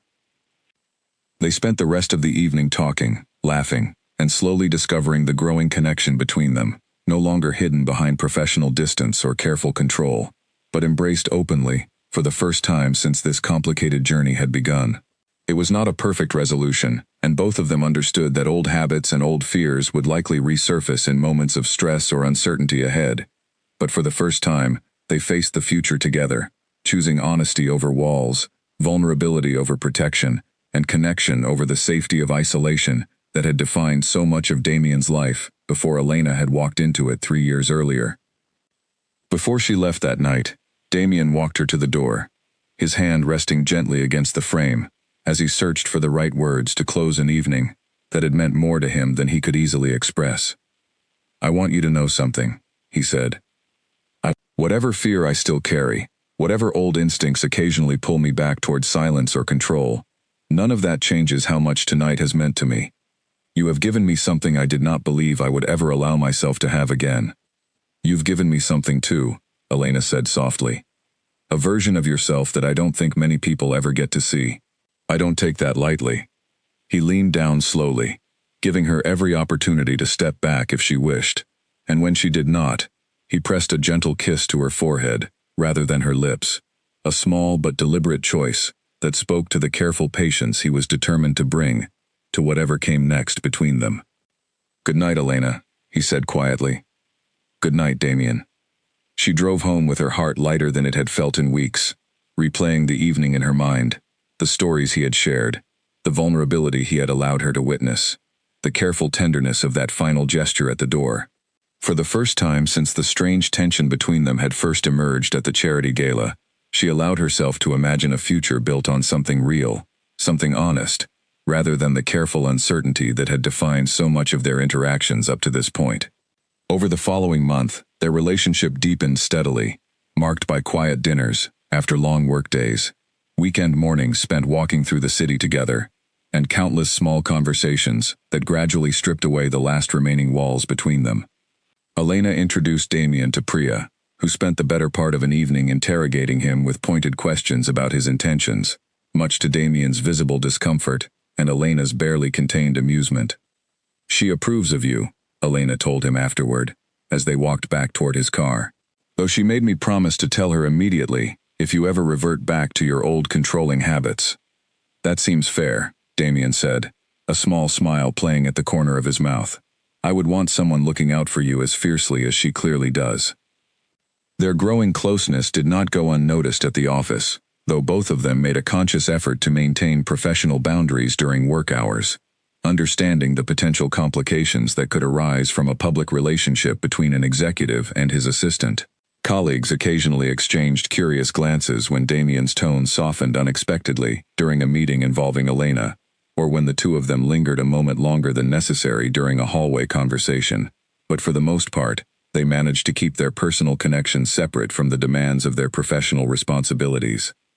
Elena found herself happier than she had been in years, grateful for a connection built slowly and honestly, rather than rushed into existence through impulse or convenience. She understood that the road ahead likely held additional challenges, particularly given the complicated dynamics of their professional relationship, but for the first time in longer than she could remember, She felt genuinely optimistic about where that road might eventually lead. The trouble began with a phone call that Damien received on a quiet Tuesday morning, just as the company was preparing to announce record-breaking quarterly earnings. The voice on the other end belonged to Victor Hale, chairman of the board and one of the company's founding investors, a man whose influence rivaled Damien's own within the walls of Cross Enterprises. "We need to discuss a matter of concern," Victor said, his tone clipped and formal in a way that immediately put Damien on alert. "What kind of concern?" "Your relationship with Ms. Vasquez. It has come to my attention that the two of you have grown considerably closer in recent weeks, beyond what would be considered appropriate for an executive and his assistant." Damien's grip tightened around his phone, though his voice remained carefully controlled. "My personal life is not a matter for board discussion. It is when it involves the direct chain of command within this company," Victor countered. "Shareholders will have concerns about favoritism, about conflicts of interest, about the potential for legal complications if this relationship were to end poorly. We cannot afford that kind of instability, especially not now, with the merger negotiations underway." Damien had known, on some level, that this conversation would eventually happen. Cross Enterprises operated under intense scrutiny, every decision analyzed by investors, competitors, and journalists, eager for any hint of scandal that might affect the company's carefully cultivated reputation. But hearing Victor voice these concerns so directly still struck him with unexpected force. "I will handle the matter appropriately," Damien said finally. "See that you do. The board meets in 2 weeks to finalize the merger details. I would strongly advise having this situation resolved, one way or another, before then." The call ended, leaving Damien standing alone in his office, the weight of an impossible choice beginning to settle over him. He had spent weeks slowly dismantling the walls that had protected him for over a decade, finally allowing himself to embrace something real with Elena. Now, just as that connection had begun to flourish, external forces threatened to tear it apart before it had truly been given a chance to grow. He did not mention the conversation to Elena immediately, telling himself he needed time to consider his options before involving her in a situation that carried such significant professional risk. But his silence, rather than protecting her, only created new distance between them. Distance that Elena noticed almost immediately, despite his attempts to hide it. For 2 days, Damien carried the weight of Victor's warning alone, turning the problem over in his mind during long nights when sleep refused to come easily. He found himself drafting and discarding several different approaches, each one feeling either too cautious or too reckless given everything he now had to lose. He thought about calling his sister for advice, then decided against it, unwilling to burden her with the complicated politics of a boardroom she had no part in. He thought about consulting his legal team, then realized that no amount of legal strategy could resolve what was, at its core, a deeply personal dilemma, rather than a purely professional one. During those 2 days, Elena noticed the change in him immediately, the return of a guardedness she had hoped they had left behind weeks earlier. He answered her questions with short, clipped responses, avoided lingering conversations in the hallway, and seemed to find reasons to leave meetings early, rather than staying for the easy conversation that had become their habit. She told herself it was simply stress related to the merger negotiations, though a small, persistent worry continued to grow that something more specific had shifted between them. "You've barely spoken to me in 2 days, she finally said, catching him alone near the elevators one evening as they both prepared to leave for the night. "Did I do something wrong?" "No," Damien said quickly, though his expression carried visible strain. "Nothing you did. I have simply been preoccupied with a difficult matter." "What kind of matter?" He hesitated, the old instinct toward secrecy and control, warring visibly with the promises he had made about honesty in recent weeks. "I will tell you soon. I need a little more time to think it through properly first." Elena studied him carefully, disappointment flickering across her face before she managed to mask it. "That sounds exactly like the kind of thing you said you would stop doing." The words landed with visible impact, and Damien's jaw tightened, though he said nothing further as the elevator doors opened and they rode down together in uncomfortable silence, each of them carrying separate burdens that neither fully understood yet.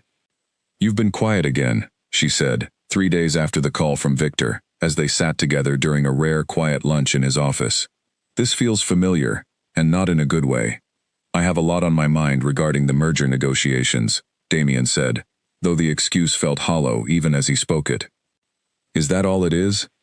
He hesitated, torn between his instinct to protect her from the difficult reality of the situation and his promise to be more honest, more open, rather than retreating into silence whenever things became complicated. The board has raised concerns about our relationship, he admitted finally. Victor believes it poses risks to the merger negotiations and the company's stability. Elena set down her fork, her expression shifting from concern to something sharper. And what did you tell him? That I would handle the matter appropriately. What does that mean, exactly? I don't know yet, Damien admitted. I need to figure out the best path forward, one that protects both the company and what exists between us. Elena studied him carefully, an uncomfortable feeling settling in her stomach as she considered the implications of his words. Are you suggesting that we might need to end things because of board politics? I'm suggesting that we need to be strategic about how we move forward, given the pressure we're facing. That sounds exactly like the kind of controlled, calculated response you gave me weeks ago, before you finally admitted the truth about your feelings, Elena said, frustration creeping into her voice. I thought we were past this, Damien. I thought you promised to talk to me honestly, instead of trying to manage every situation on your own. I am talking to you. Only because I pushed you to. You were planning to handle this quietly, without telling me, weren't you? Damien's silence confirmed her suspicion, and she felt a familiar frustration rising within her, though this time it was tempered by understanding of the fear that likely drove his instinct toward secrecy and control. I was trying to protect you, he said finally. The board's concerns are valid, from a business perspective. If our relationship becomes public knowledge, it could create real complications, both for the merger and for how you're perceived within the company. I don't want people questioning your capabilities or accusing you of receiving special treatment because of a personal relationship. That's my burden to carry, not yours to manage on my own, Elena said. If we're really building something together, then we face these challenges together too, not with you making unilateral decisions about what I need to be protected from. Damien absorbed her words, recognizing the truth in them, even as old instincts urged him toward the familiar path of control and careful management. You're right, he said finally. I'm sorry. Old habits are difficult to break entirely, even with the best intentions. I understand that, but I need you to keep trying, especially now, when the stakes feel higher than ever.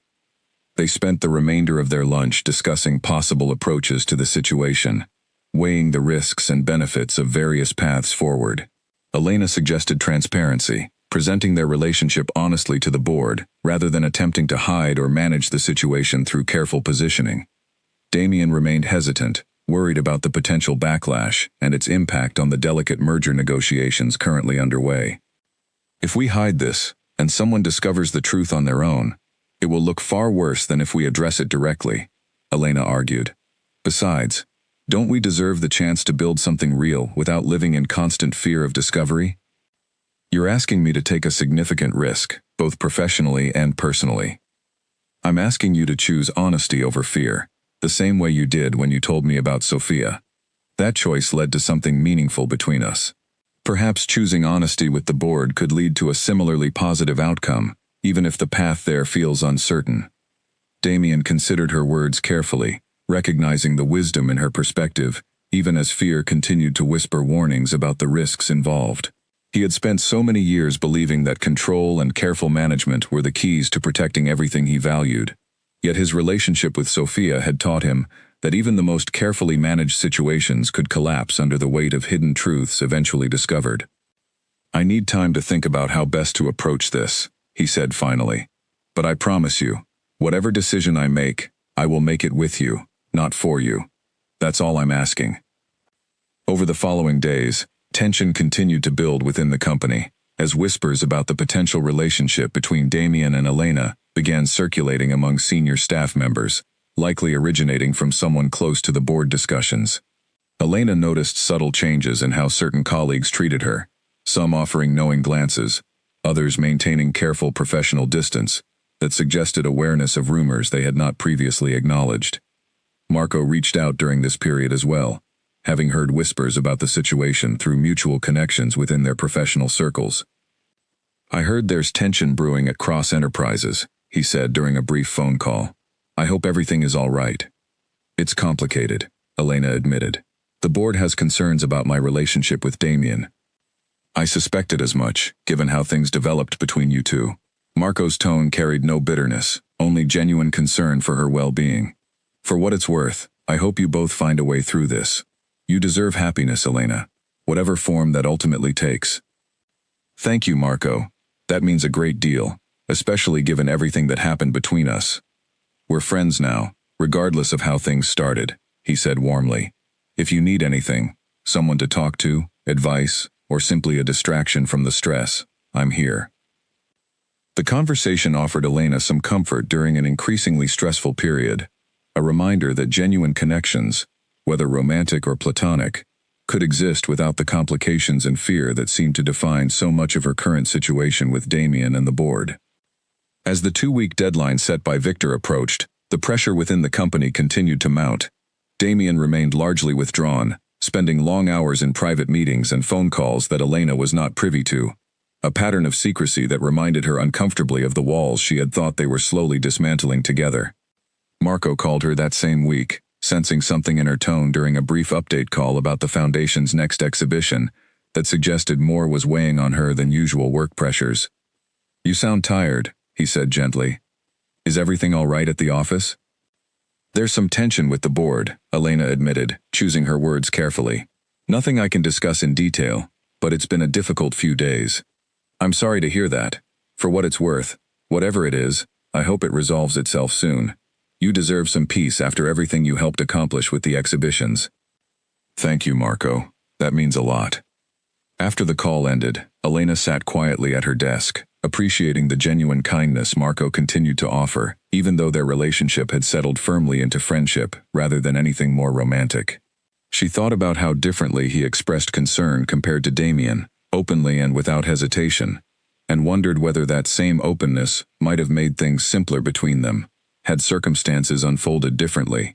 But even as the thought crossed her mind, she recognized it for what it was, a passing comparison, rather than genuine doubt about where her heart truly belonged.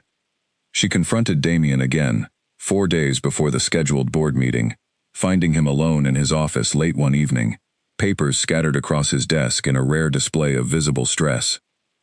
You've been shutting me out again, she said, closing the door behind her. I've been preparing for the board meeting. Alone, without discussing your strategy with me, despite promising that we would face this together. Damien looked up, exhaustion evident in his expression, though something else lingered beneath the surface, a familiar fear that Elena recognized from the story he had shared about Sophia weeks earlier. I'm afraid, he admitted quietly, the honesty surprising even himself. Afraid that whatever decision I make will cost me either the company I built from nothing, or the relationship that has become more important to me than I ever expected it could be. Elena's expression softened, understanding the depth of his internal conflict even as frustration lingered about his continued instinct toward isolation during moments of genuine crisis. You don't have to choose between us alone, she said, moving closer to his desk. Whatever happens with the board, whatever decision ultimately gets made, we face it together. That was the promise we made to each other. I know, he said. I'm trying, Elena. I truly am. But years of instinct don't disappear overnight, no matter how much I want them to. Then let's work through it together, right now. Tell me what options you're considering, and let's find the right path forward as partners, not as two people making separate decisions in isolation. Damien nodded slowly, gesturing for her to sit down beside him, as he began outlining the various approaches he had been considering, finally allowing her the transparency and partnership she had been requesting since this crisis first emerged. It was not a perfect resolution to the fear and old habits that continued to challenge him, but it represented genuine progress, a small but significant step toward the kind of honest partnership they both desperately wanted to build, even as external pressures threatened to tear apart everything they had carefully constructed together. The night before the board meeting, Damien sat alone in his apartment, long after Elena had gone home, reviewing the strategy he intended to present the following morning. He had drafted several versions of his proposal, each one more direct than the last, until finally settling on the approach that felt most honest to who he genuinely wanted to become, rather than the calculated defensive posture his instincts still occasionally urged him toward. He thought about Sophia, about the years he had spent building walls after her betrayal, and recognized, with a clarity that felt almost startling, how different this situation truly was. He was not being asked to expose himself to someone who intended to exploit that vulnerability. He was being asked to publicly acknowledge something genuine, something worth defending rather than hiding, and the distinction mattered more than he had initially realized. He called Elena around midnight, though he suspected she was likely still awake given the significance of the day ahead. "I wanted to hear your voice before tomorrow," he said, when she answered. "I'm glad you called," Elena replied, warmth evident despite the late hour. "How are you feeling about everything?" "Nervous," he admitted, which is not a sensation I experience often, or comfortably. "But also, strangely, certain.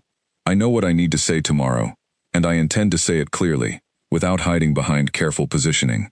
"I believe in you," Elena said softly.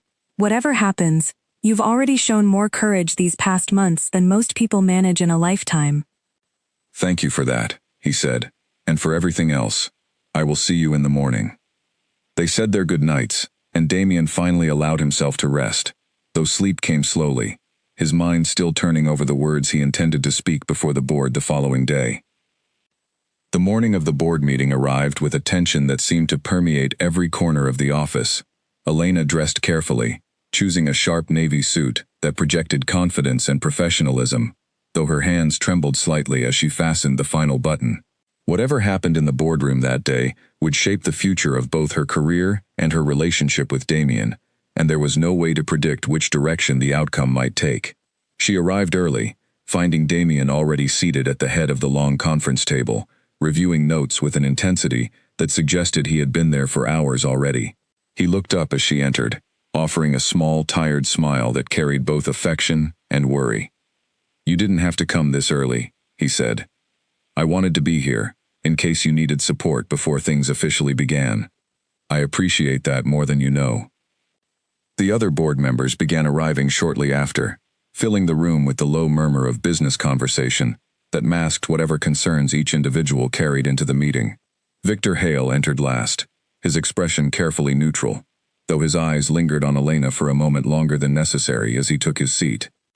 "Let's begin," Victor said, once everyone had settled into place. "We have several items on the agenda today, though I believe we should address the most pressing matter first."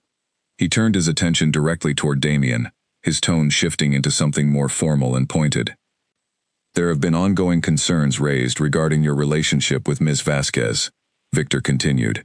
"Concerns that, if left unaddressed, could pose significant risks to the merger negotiations currently underway with Sterling Industries. I believe it is time for a formal discussion on this matter, in the interest of transparency and stability for all shareholders involved." A tense silence fell over the room, several board members shifting uncomfortably in their seats, aware of the delicate nature of the conversation about to unfold. Elena felt her heart racing, though she forced herself to maintain a composed expression, refusing to let the discomfort of the moment show on her face. "I understand the board's concerns," Damien said, his voice steady, despite the pressure of the moment. "And I want to address this matter directly and honestly, rather than allowing rumors or assumptions to shape the narrative." He paused, glancing briefly at Elena, before continuing, a silent acknowledgement of the significance of what he was about to say. "Ms. Vasquez and I have developed a personal relationship over recent months," he stated clearly, his voice carrying none of the hesitation or evasion he had shown during private conversations about the topic.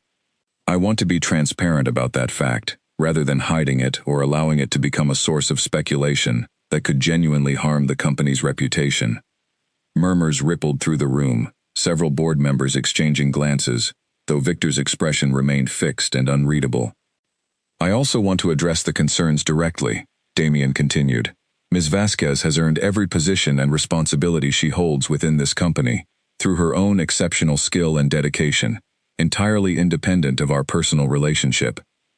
Her contributions to the Reyes Foundation partnership alone generated significant positive attention and revenue for this company, achievements that speak for themselves regardless of any personal connection between us."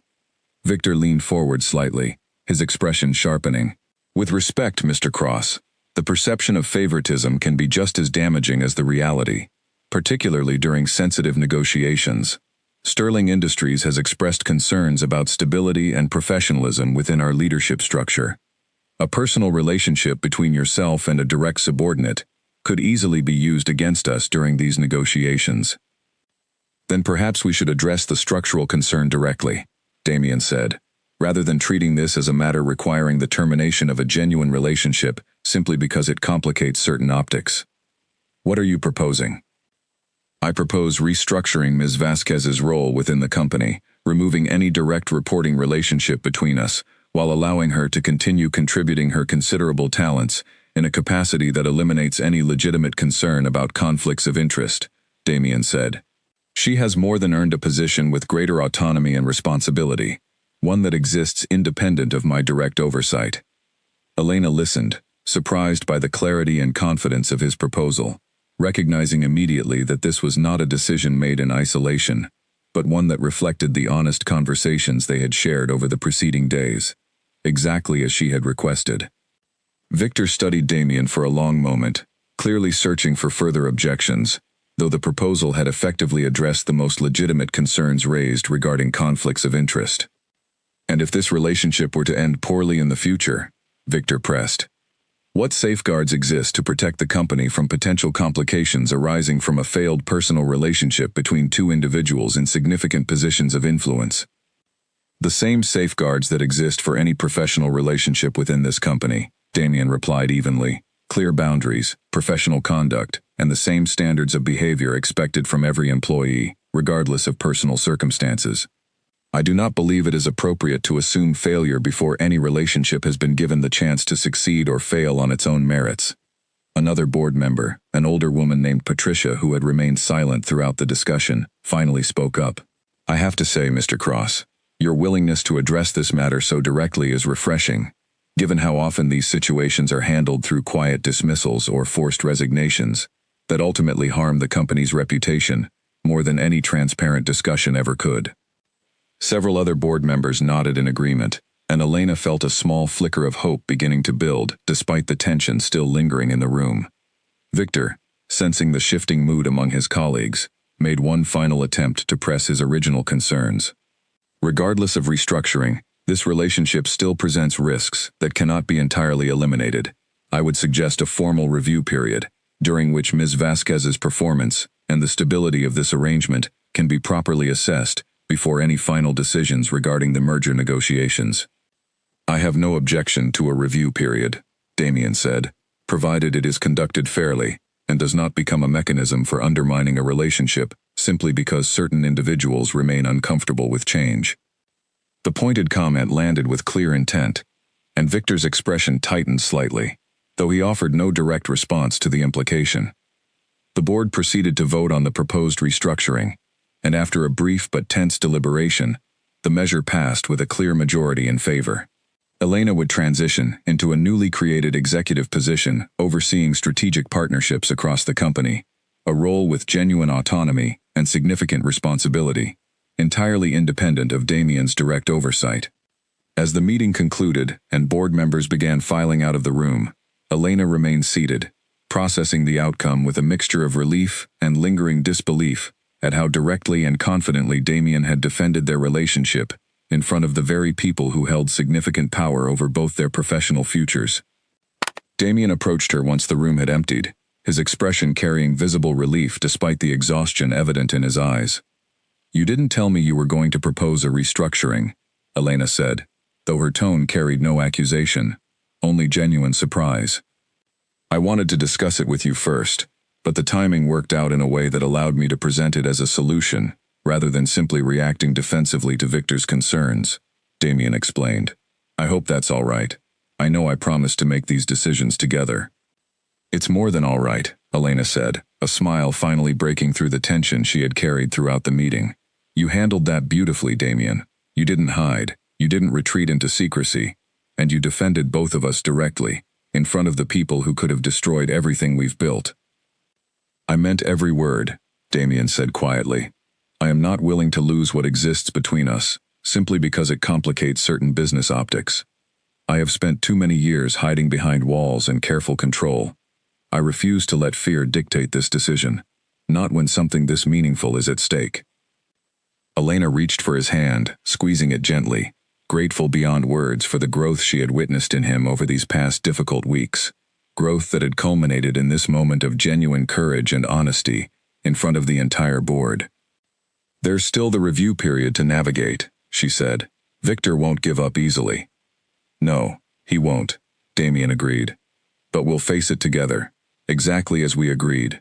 Whatever challenges arise from this point forward, we handle them as partners, not as two people struggling in isolation." They left the boardroom together, walking side by side through the hallways of the company Damien had built from nothing, past colleagues who offered curious glances but said nothing directly, the weight of the morning's revelations still settling throughout the office. Elena felt a profound sense of relief, mixed with cautious optimism, understanding that while significant challenges likely remained ahead, they had crossed a crucial threshold together, one built on honesty and partnership, rather than the careful secrecy and control that had defined so much of their relationship's early complications. Word of the board's decision spread quickly through the office over the following hours, and Elena found herself fielding a steady stream of curious glances and quiet congratulations from colleagues throughout the afternoon. Most reactions were warm and genuine.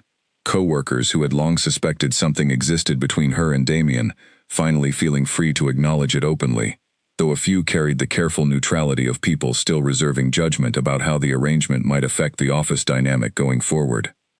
One of her closest colleagues, a sharp and dependable analyst named Grace, stopped by her desk late in the afternoon with a knowing smile.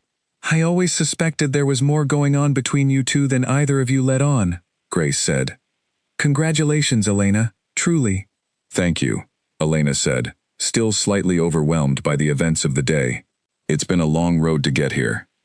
"The good ones usually are," Grace said warmly, before returning to her own desk, leaving Elena with a genuine sense of relief that the office culture, at least among the people who mattered most to her daily work, seemed ready to embrace this new chapter with support rather than suspicion. That evening, as she sat together with Damien in his apartment, reflecting on the events of the day, Elena found herself studying him with newfound appreciation, recognizing the significant distance he had traveled from the guarded, controlled man she had first encountered 3 years earlier. "Thank you," she said softly, "for choosing honesty today, even when it would have been easier to retreat into secrecy or control." "You taught me that lesson," Damien replied, reaching for her hand across the small space between them.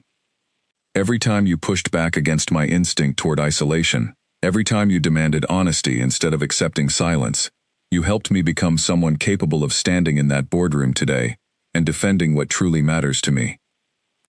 "We still have a long road ahead," Elena said, though her voice carried hope rather than fear.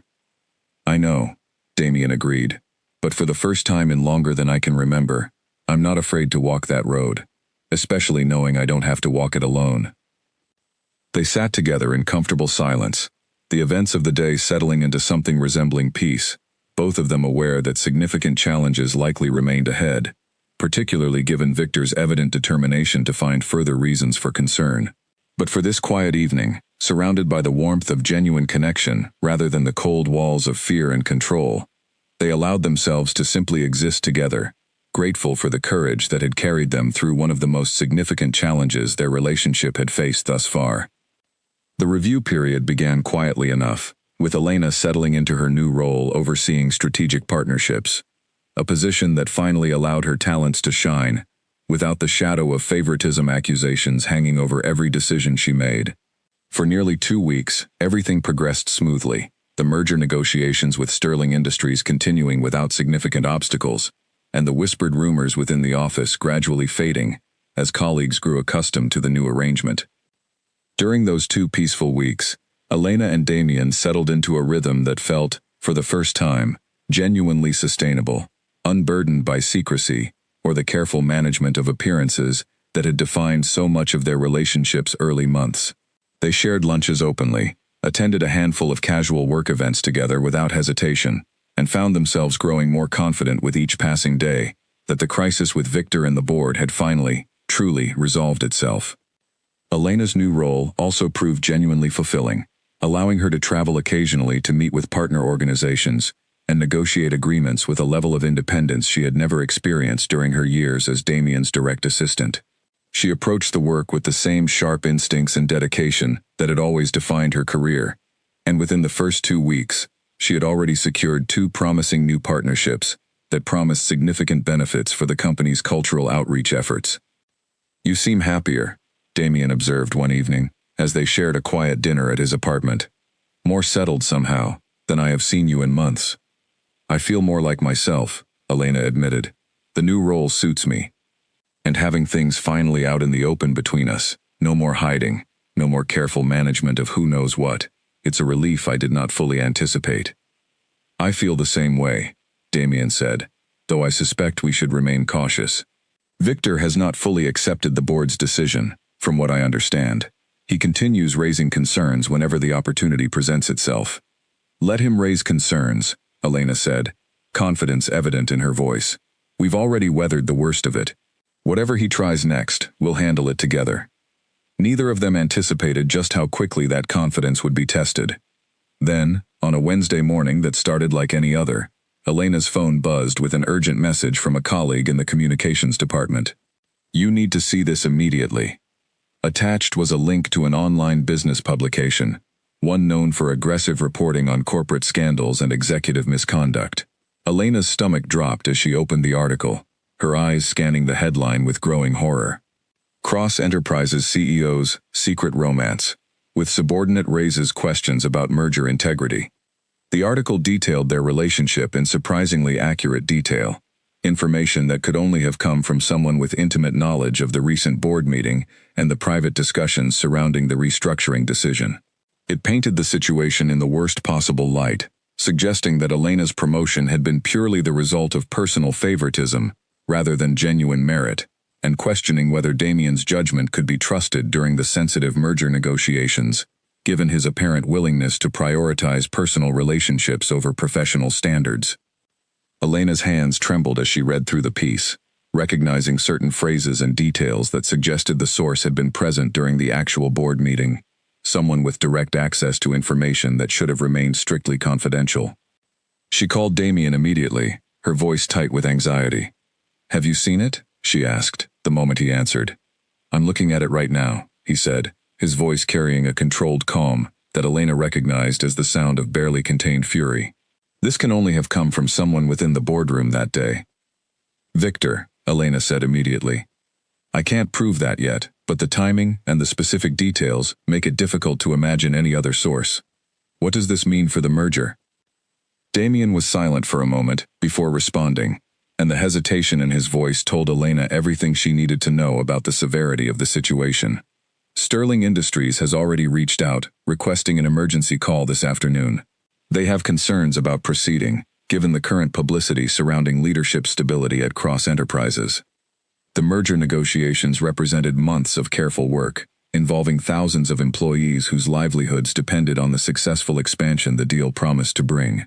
Elena understood immediately the weight of what was now at stake, not simply their personal relationship, but the futures of countless people who had nothing to do with the complicated dynamics between herself and Damien. "I need to come to the office," she said. "Elena, I don't think that's wise right now. The press may already be gathering outside, hoping for photographs or statements. I don't care about the press. I care about helping you navigate this crisis." "Please," Damien said, his voice carrying unusual urgency. "Let me handle the initial fallout. I'll call you once I have a better understanding of the situation." Reluctantly, Elena agreed, though anxiety continued gnawing at her throughout the following hours as she waited for updates, watching helplessly as the story spread across additional publications, each new article adding fresh speculation and criticism to the growing narrative surrounding their relationship. By early afternoon, Damien called with an update, his voice heavy with exhaustion and barely restrained frustration. "Sterling Industries wants to postpone the merger indefinitely, pending further review of leadership stability at Cross Enterprises. Victor has been using the publicity to argue that immediate action is necessary to reassure shareholders and restore confidence." "What kind of immediate action?" Damien hesitated before answering. and the pause told Elena everything before he even spoke the words. He's suggesting that a formal separation, professionally and personally, might be necessary to salvage the merger and stabilize shareholder confidence. He wants you to end things between us. He wants me to make a public statement, distancing myself from the relationship, at least temporarily, until the merger negotiations conclude successfully. Elena felt her chest tighten painfully, the weight of the situation settling over her with crushing clarity. She understood, with sudden and painful certainty, the scale of what was truly at stake, not simply their relationship, but the livelihoods of thousands of employees, the reputation Damien had spent over a decade building, and the successful completion of a merger that represented significant opportunities for growth and stability across the entire company. "What are you going to do?" she asked quietly. "I don't know yet," Damien admitted. "I refuse to simply abandon what we've built together because of Victor's manipulation. But I also cannot ignore the very real consequences this situation poses for thousands of people who depend on this company's stability." They spoke for a while longer, though neither arrived at any clear resolution, the conversation ending with an unspoken tension neither of them wanted to fully acknowledge. Elena spent the remainder of the day at home, unable to focus on work, her mind circling endlessly through the implications of the crisis unfolding around them. That evening, she made a decision that felt both impossibly difficult and, somehow, entirely necessary. She drove to Damien's apartment, finding him alone, surrounded by papers and reports, exhaustion etched deeply into every line of his face. "I've been thinking," she said, once she had settled across from him in the quiet living room, "about what's truly at stake here, beyond just the two of us. Elena, let me finish," she said gently. "This merger affects thousands of people, families who depend on stable employment, communities that benefit from the company's continued success. I cannot, in good conscience, allow our relationship to become the reason that opportunity collapses." "What are you suggesting?" "I think I need to step back," Elena said, the words feeling heavy and painful even as she spoke them. "Not because I don't care about what exists between us, but because I refuse to be the reason you lose everything you've worked so hard to build, everything that provides stability for so many people who have nothing to do with our personal choices." Damien's expression shifted through several emotions in rapid succession: disbelief, pain, and finally, a kind of resigned understanding that Elena recognized as the same fear he had described weeks earlier when discussing his past with Sophia. "I don't want you to sacrifice yourself for optics," he said, his voice tight with emotion. "That is not the solution I want, Elena. I'm not asking your permission," she said softly. "I'm telling you what I believe needs to happen, at least temporarily, until this crisis passes and the merger is secured. We can revisit everything once the immediate danger has passed." "And if it doesn't pass? If Victor continues finding new reasons to create obstacles, new crises designed specifically to force us apart permanently? Then we'll face that when it happens," Elena said, though uncertainty colored her voice despite her attempt at confidence. "Right now, I need you to focus on saving this merger, on protecting everything you've built. I don't want to be the reason it all falls apart." Damien reached for her hands, holding them tightly, his eyes carrying a desperation she had never witnessed from him before. "Please don't do this. Not after everything we've worked to build together, not after finally learning to be honest, to face challenges as partners rather than retreating into isolation." "This isn't retreating," Elena said, though her voice wavered slightly. "This is protecting what matters, for both of us, even if it's painful in the short term." "It feels exactly like retreating," Damien said quietly. "It feels like exactly the kind of self-protective isolation I spent years hiding behind. Except now, you're the one choosing it instead of me." His words struck deeply, and Elena hesitated, recognizing the painful truth within his observation. But even as doubt crept into her resolve, she remained convinced that stepping back, at least temporarily, represented the only responsible path forward, given the scale of what was genuinely at stake. "I need time," she said finally, standing up despite the visible pain in Damien's expression. "Time to think, time for the immediate crisis to settle, time to understand whether what exists between us can survive challenges like this one without destroying everything else you've built. Elena, please." "I'm not ending things permanently," she said, her voice breaking slightly, despite her attempt at composure. I just need space, at least until the merger situation resolves itself. I love you, Damien, but I cannot watch you lose everything because of choices we made together. She left his apartment that night, with tears streaming silently down her face, the weight of her decision settling heavily across her chest. Behind her, Damien remained standing in his living room, staring at the door long after she had gone, the familiar walls he had spent years building, suddenly feeling entirely inadequate against the pain of watching someone he loved walk away, even if her reasons stemmed from genuine care, rather than fear or betrayal. The following days passed in a haze of professional obligations and careful distance between them, Elena focusing entirely on her role overseeing strategic partnerships, while Damien navigated increasingly complex negotiations with Sterling Industries, attempting to salvage a merger that seemed increasingly fragile with each passing day.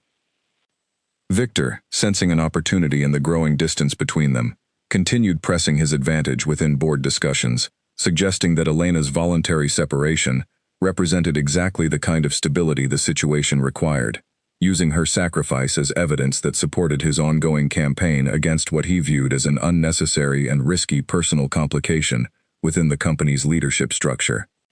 Elena, isolated in her new role and increasingly uncertain about the wisdom of her decision, found herself questioning everything, wondering whether true partnership meant stepping back during moments of crisis, or whether Damien's words about retreating into fear rather than facing challenges together carried more truth than she had initially been willing to accept.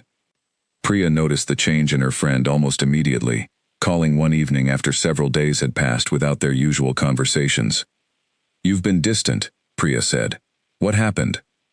Elena explained the situation carefully, the leaked article, the pressure from Sterling Industries, her decision to step back from the relationship in hopes of protecting the merger, and everything Damien had built. Priya listened quietly, though her silence carried a weight that suggested disagreement she was struggling to voice gently. "Can I be honest with you?" Priya asked finally. "Please? I understand why you did it. I do. But it sounds like you made a unilateral decision, exactly the kind of thing you spent months asking Damien not to do. You didn't give him the chance to solve this together with you. You decided, on your own, what sacrifice was necessary, and then you made it without truly consulting him." The observation struck Elena harder than she expected, uncomfortable, because it carried an undeniable ring of truth. "I was trying to protect him." "I know," Priya said gently, "but sometimes protecting someone by making decisions for them isn't really protection at all. It's just a different kind of control, even when it comes from love rather than fear." Elena sat with those words long after the call ended, turning them over carefully, recognizing the painful accuracy in her friend's observation. She had asked Damien, time and again, to face challenges together, rather than retreating into isolated decision-making.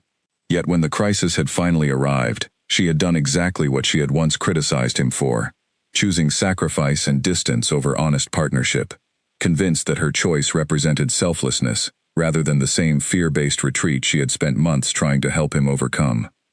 The realization did not immediately change her course, uncertainty and fear about the merger's stability still weighing heavily on her mind, but it planted a seed of doubt about her decision that would only grow stronger as the days continued to pass, each one bringing fresh evidence that stepping back had cost them both far more than either of them had anticipated when the crisis first began. 10 days after Elena had walked out of his apartment, Damien received a call that changed the entire trajectory of the crisis threatening both his company and his relationship. The call came from Patricia, the board member who had spoken favorably about his honesty during the initial meeting weeks earlier. "I think you should know something," she said, her voice careful and measured. "I've been doing some quiet investigating of my own, given how suspicious the timing of that article seemed. I found evidence suggesting Victor arranged the leak himself, working with a contact at the publication, to time the release specifically to disrupt the merger negotiations." Damien felt something cold settle in his chest, anger mixing with a strange sense of vindication. Why would he sabotage his own company's merger? Because Sterling Industries has been quietly negotiating with him separately, offering him a significant leadership position within the newly merged entity, provided he could demonstrate sufficient control over the current board and leadership structure at Cross Enterprises, Patricia explained. By creating instability and positioning himself as the voice of reason during the crisis, he strengthens his own position for the eventual merger, regardless of whether it happens under your leadership or someone else's. The revelation struck Damien with sudden clarity, explaining Victor's persistent pressure, his eagerness to use their relationship as ammunition against stability, and his continued efforts to manufacture crises that positioned him as the responsible party working to protect shareholder interests. "Do you have proof of this?" Damien asked. "Enough to bring before the full board," Patricia confirmed. "Emails between Victor and a senior executive at Sterling Industries, discussing terms that would only make sense if he was planning to undermine your position, rather than support the merger's success under your continued leadership." Damien thanked Patricia for her diligence, his mind already racing through the implications of this discovery. He immediately called an emergency board meeting, presenting the evidence Patricia had gathered alongside additional documentation his own legal team quickly assembled once given proper direction. The meeting that followed proved decisive. Faced with clear evidence of Victor's manipulation and betrayal of his fiduciary responsibilities to the company, the board voted unanimously to remove him from his position, effective immediately. The revelation also provided crucial context for Sterling Industries, who quickly reassessed their concerns about leadership stability once they understood the true source of the manufactured crisis that had nearly derailed their negotiations entirely. With Victor removed and the true source of the leak exposed, the merger negotiations resumed with renewed confidence. Sterling Industries, expressing relief at the clarity provided by the board's swift and decisive action against internal corruption, rather than genuine instability within Damien's leadership. Damien called Elena immediately after the board meeting concluded, his voice carrying an urgency and excitement she had not heard from him in the difficult days since she had stepped back from their relationship. "Elena, I need to see you. There's something important you need to know." She agreed to meet him that evening, though uncertainty and cautious hope mixed together as she made her way to his apartment, wondering what news could possibly explain the emotion evident in his voice during their brief call. He greeted her at the door, and even before he spoke, she could see something had shifted. The exhaustion and tension of recent weeks replaced by something lighter, more hopeful. "Victor arranged the leak," he said, once they were seated together in his living room. He was working with Sterling Industries independently, using the crisis he manufactured to position himself for a leadership role in the merged company, regardless of what happened to my position or to us. Elena absorbed the information slowly, disbelief and relief washing over her in equal measure. He orchestrated everything, just to secure his own advancement? Exactly. The board removed him immediately once the evidence was presented, and Sterling Industries has already expressed renewed confidence in moving forward with the merger under my continued leadership.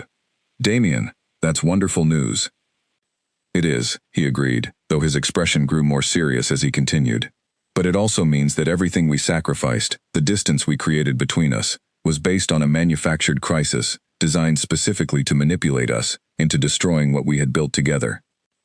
Elena felt the weight of this realization settling over her, understanding now the full scope of Victor's manipulation and the painful cost it had exacted on her relationship with Damien during the weeks she had spent isolated and uncertain, questioning whether her decision to step back had been wise or simply another form of the fear-based retreat Damien had warned her against.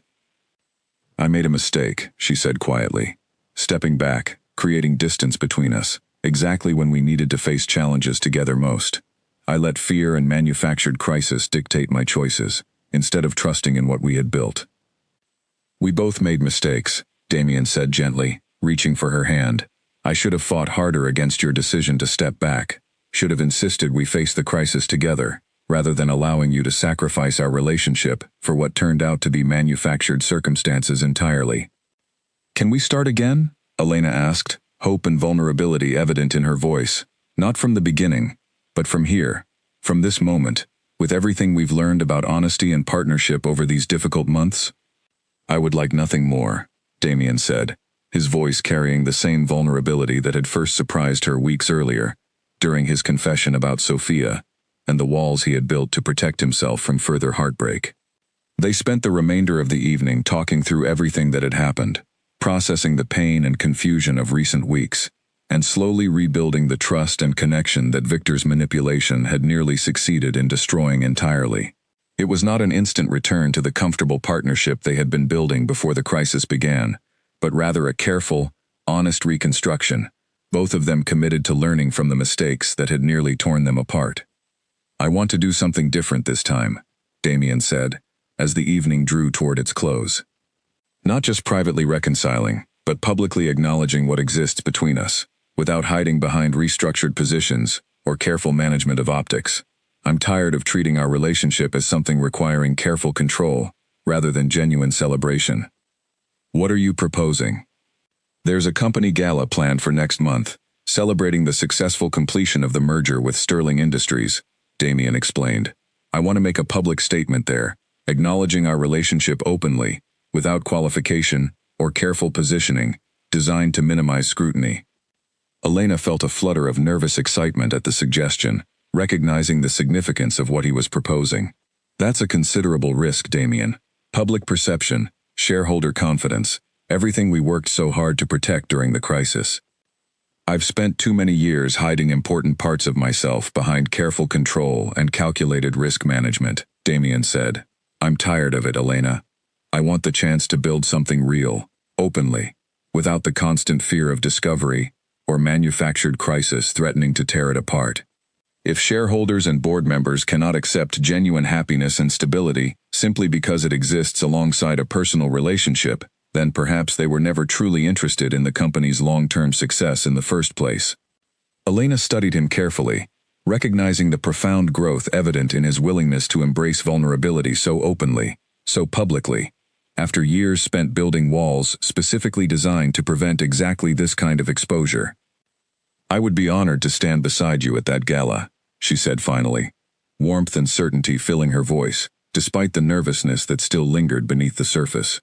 "Not hidden, not carefully managed, but exactly as we are, together, choosing honesty over fear." Over the following weeks, as preparations for the celebratory gala continued, alongside the final stages of the merger negotiations, Damien and Elena rebuilt their relationship with renewed strength and clarity, each of them committed to the lessons learned through the painful crisis Victor had manufactured, in his attempt to secure personal advancement at their expense. Marco reached out during this period as well, having heard through professional circles about the resolution of the crisis and Victor's subsequent removal from the board. "I'm glad things worked out," he said, during a brief lunch meeting with Elena, genuine happiness evident in his expression, despite whatever lingering feelings he might have once carried for her himself. "You deserve this happiness, Elena, after everything you've navigated these past months." "Thank you, Marco. Your friendship throughout all of this has meant more than you probably realize." "I meant what I said before," he replied warmly. "I like you, Elena, but I also recognize genuine connection when I see it, and what exists between you and Damien is clearly something rare and significant. I'm happy to simply remain your friend, supporting whatever happiness you find, wherever that happiness leads you." The conversation offered Elena additional peace and closure, grateful for Marco's continued kindness and understanding throughout a situation that could have easily created lasting bitterness or resentment between them. As preparations continued, Elena also found time to reconnect with Priya, sharing the full story of Victor's manipulation and the eventual reconciliation that had followed. "I told you protecting him by stepping back wasn't really the answer," Priya said, though her tone carried warmth rather than judgment. "You were right," Elena admitted. "I learned that the hard way. But we found our way back to each other, and I think we're stronger for having faced it, even if I wish I had chosen differently from the start." "That's what growth looks like," Priya said. "Nobody gets it perfect the first time. What matters is that you both kept choosing each other, even after the mistakes." Elena held on to those words in the days leading up to the gala, grateful for the wisdom of a friend who had supported her through every uncertain turn of this long, complicated journey. She also found herself reflecting on how much she herself had changed since first meeting Damien 3 years earlier, no longer simply the sharp-tongued assistant who challenged his every decision, but a woman who had learned to balance strength with vulnerability, independence with genuine partnership. As the date of the gala approached, Elena found herself both nervous and genuinely excited about the public acknowledgement ahead, understanding that whatever reactions might follow, she and Damien would face them together, exactly as partners should, without the secrecy, control, or fear-based isolation that had nearly destroyed everything they had worked so carefully to build over these transformative and challenging months. The ballroom glowed with warm golden light on the night of the gala, hundreds of guests filling the grand space to celebrate the successful completion of the merger between Cross Enterprises and Sterling Industries, an achievement that had seemed impossibly uncertain only weeks earlier, amid the chaos Victor had deliberately created. Elena stood before the mirror in her apartment, smoothing the fabric of a deep crimson gown that felt both elegant and bold, a fitting choice for an evening that would mark such a significant turning point in her relationship with Damien. Her hands trembled slightly as she applied the final touches to her appearance, nervous excitement building steadily as the hour of the gala approached. Priya, who had come over to help her prepare, noticed the tension in her friend's expression and offered a reassuring smile. "You look absolutely stunning," she said. "And whatever happens tonight, you know Damien loves you. That's what matters most." "I know," Elena said, though nervousness still lingered beneath her words. It's just a significant step, standing beside him publicly, knowing that shareholders and board members, and probably half the business world, will be watching closely. "Let them watch," Priya said firmly. "You've earned this happiness, Elena, through everything you both navigated these past months. Don't let fear of judgment diminish that." Elena nodded, drawing strength from her friend's encouragement, before making her way toward the car waiting to take her to the venue where Damien would be waiting. She arrived to find the ballroom already filled with guests, the atmosphere buzzing with celebration and anticipation surrounding the successful merger announcement. She spotted Damien near the center of the room, dressed impeccably in a black suit, engaged in conversation with several board members and executives from Sterling Industries. He noticed her the moment she entered, his expression shifting into something warm and genuine, momentarily forgetting the conversation happening around him as his eyes remained fixed on her approach across the crowded room. "You look breathtaking," he said, once she had reached him, taking her hand gently as the executives around them offered polite smiles, unaware of the significance about to unfold. "Thank you," she said softly. "Are you ready for tonight?" "More ready than I have been for anything in a very long time," he replied, his voice carrying quiet confidence, rather than the careful control she had grown accustomed to seeing him maintain during significant public moments. The evening progressed through the usual formalities of a corporate celebration, speeches acknowledging the successful merger, toasts celebrating the partnership between the two companies, and careful networking among executives eager to establish connections within the newly expanded organization. Elena remained by Damien's side throughout, participating in conversations with practiced grace, while anticipation continued building steadily toward the moment they had planned together. Eventually, as the formal program approached its conclusion, Damien made his way toward the small stage at the front of the ballroom, requesting the attention of the assembled guests for what he described as a few closing remarks. The room quieted as he took his position at the podium, his presence commanding attention the way it always had, though something in his expression tonight carried a warmth and openness rarely displayed during his usual public appearances. "Tonight represents a significant achievement for Cross Enterprises," he began, his voice carrying clearly across the attentive room. "The successful completion of this merger reflects the dedication and hard work of countless individuals across both organizations, and I am grateful for everyone's contributions to making this vision a reality." He paused, scanning the room briefly, before continuing, his gaze eventually settling on Elena, standing near the front of the crowd. "But I also want to take this opportunity to acknowledge something equally significant to me personally," he continued, his voice softening slightly, though it lost none of its confidence. "For many years, I built this company on principles of careful control, calculated risk, and strict boundaries between professional obligations and personal vulnerability.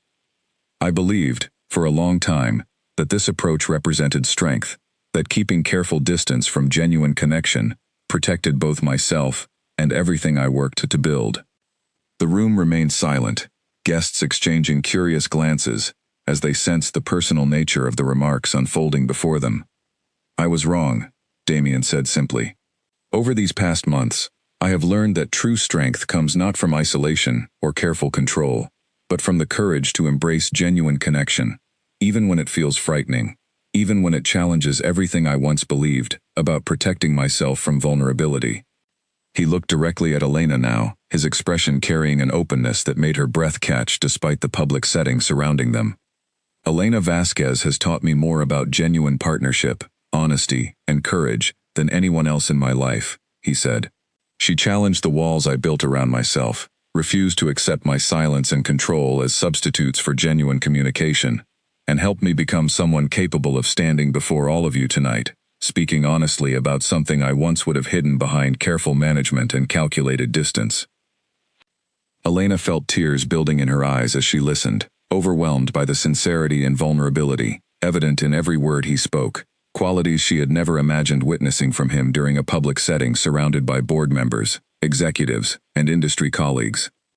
"I love her," Damien said simply, the words carrying across the silent ballroom with quiet but unmistakable clarity. "And I am done hiding that truth behind careful positioning or fear of judgment. Elena represents not a risk to this company's stability, but a genuine partner who has strengthened both my leadership and my understanding of what truly matters, beyond profit margins and strategic acquisitions." He stepped down from the podium as scattered applause began building throughout the room, making his way directly toward Elena, who stood frozen in place, overwhelmed by the public declaration she had never fully expected despite their earlier conversations about honesty and openness. "I meant every word," he said quietly, once he had reached her, taking both her hands gently in his own. "I know you did," Elena said, tears now falling freely, despite her best efforts to maintain composure in the crowded room. "Thank you, Damien. For choosing honesty, for choosing us, even knowing the risks involved. There was never really a choice," he said softly. "Not once I understood what genuine happiness actually felt like, compared to the careful isolation I had convinced myself represented safety for so many years." The applause around them continued building, guests offering genuine warmth and support, rather than the judgment or scandal Damien had once feared might follow such a public declaration. Board members who had once expressed concern about potential instability now offered congratulations, recognizing the strength and confidence evident in his willingness to embrace vulnerability so openly. Marco, standing near the back of the room, offered a warm smile and a small nod of genuine happiness for both of them, his earlier feelings for Elena having long since settled into sincere friendship and support for whatever happiness she had found. Patricia approached shortly after, her expression carrying genuine warmth as she offered her congratulations. "That took considerable courage, Mr. Cross. I believe it will serve this company well, having leadership willing to embrace honesty, rather than hiding behind careful control and manufactured stability." "Thank you, Patricia," Damien said, "for everything you did to uncover the truth about Victor's manipulation. Without your diligence, tonight might have unfolded very differently." "You both deserve the truth," she said simply. "And you deserve this happiness, clearly built on genuine partnership rather than convenient arrangement." As the evening continued, Elena and Damien moved through the celebration together, no longer hiding or carefully managing their relationship, but embracing it openly, as a genuine and significant part of both their personal and professional lives. The transformation from the careful, controlled man Elena had first encountered 3 years earlier felt almost unbelievable, yet stood as clear testament to the power of genuine connection to reshape even the most carefully constructed walls. Later that evening, as the gala began winding down and guests slowly departed, Damien led Elena out onto a quiet balcony overlooking the city lights below, the noise and celebration of the ballroom fading into comfortable background sound. "Thank you for tonight," Elena said, leaning against the railing beside him, the cool evening air a welcome contrast to the warmth of the crowded ballroom. "Thank you for 3 years of challenging me to become someone capable of standing before that room and speaking honestly," Damien replied, wrapping an arm gently around her shoulders. "I never imagined, when you first walked into my office all those years ago, that you would become the person who taught me how to truly live, rather than simply survive behind careful walls and calculated control." Elena leaned into him, watching the city lights spread out beneath them, grateful beyond words for the journey that had brought them to this moment, through crisis and confusion, through walls slowly dismantled and trust carefully rebuilt. "I love you, Damien," she said softly. "I love you too," he replied, his voice carrying a certainty and openness that would have seemed impossible when their story first began, back when he was simply the ruthless businessman who never crossed the line, and she was the sharp-tongued assistant who dared to challenge him.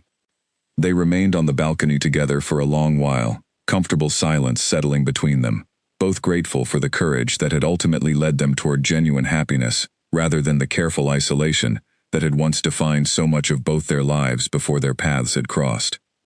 The Alpha King had finally crossed his own line, not through weakness or loss of control, but through the greater strength required to embrace vulnerability, honesty, and genuine connection.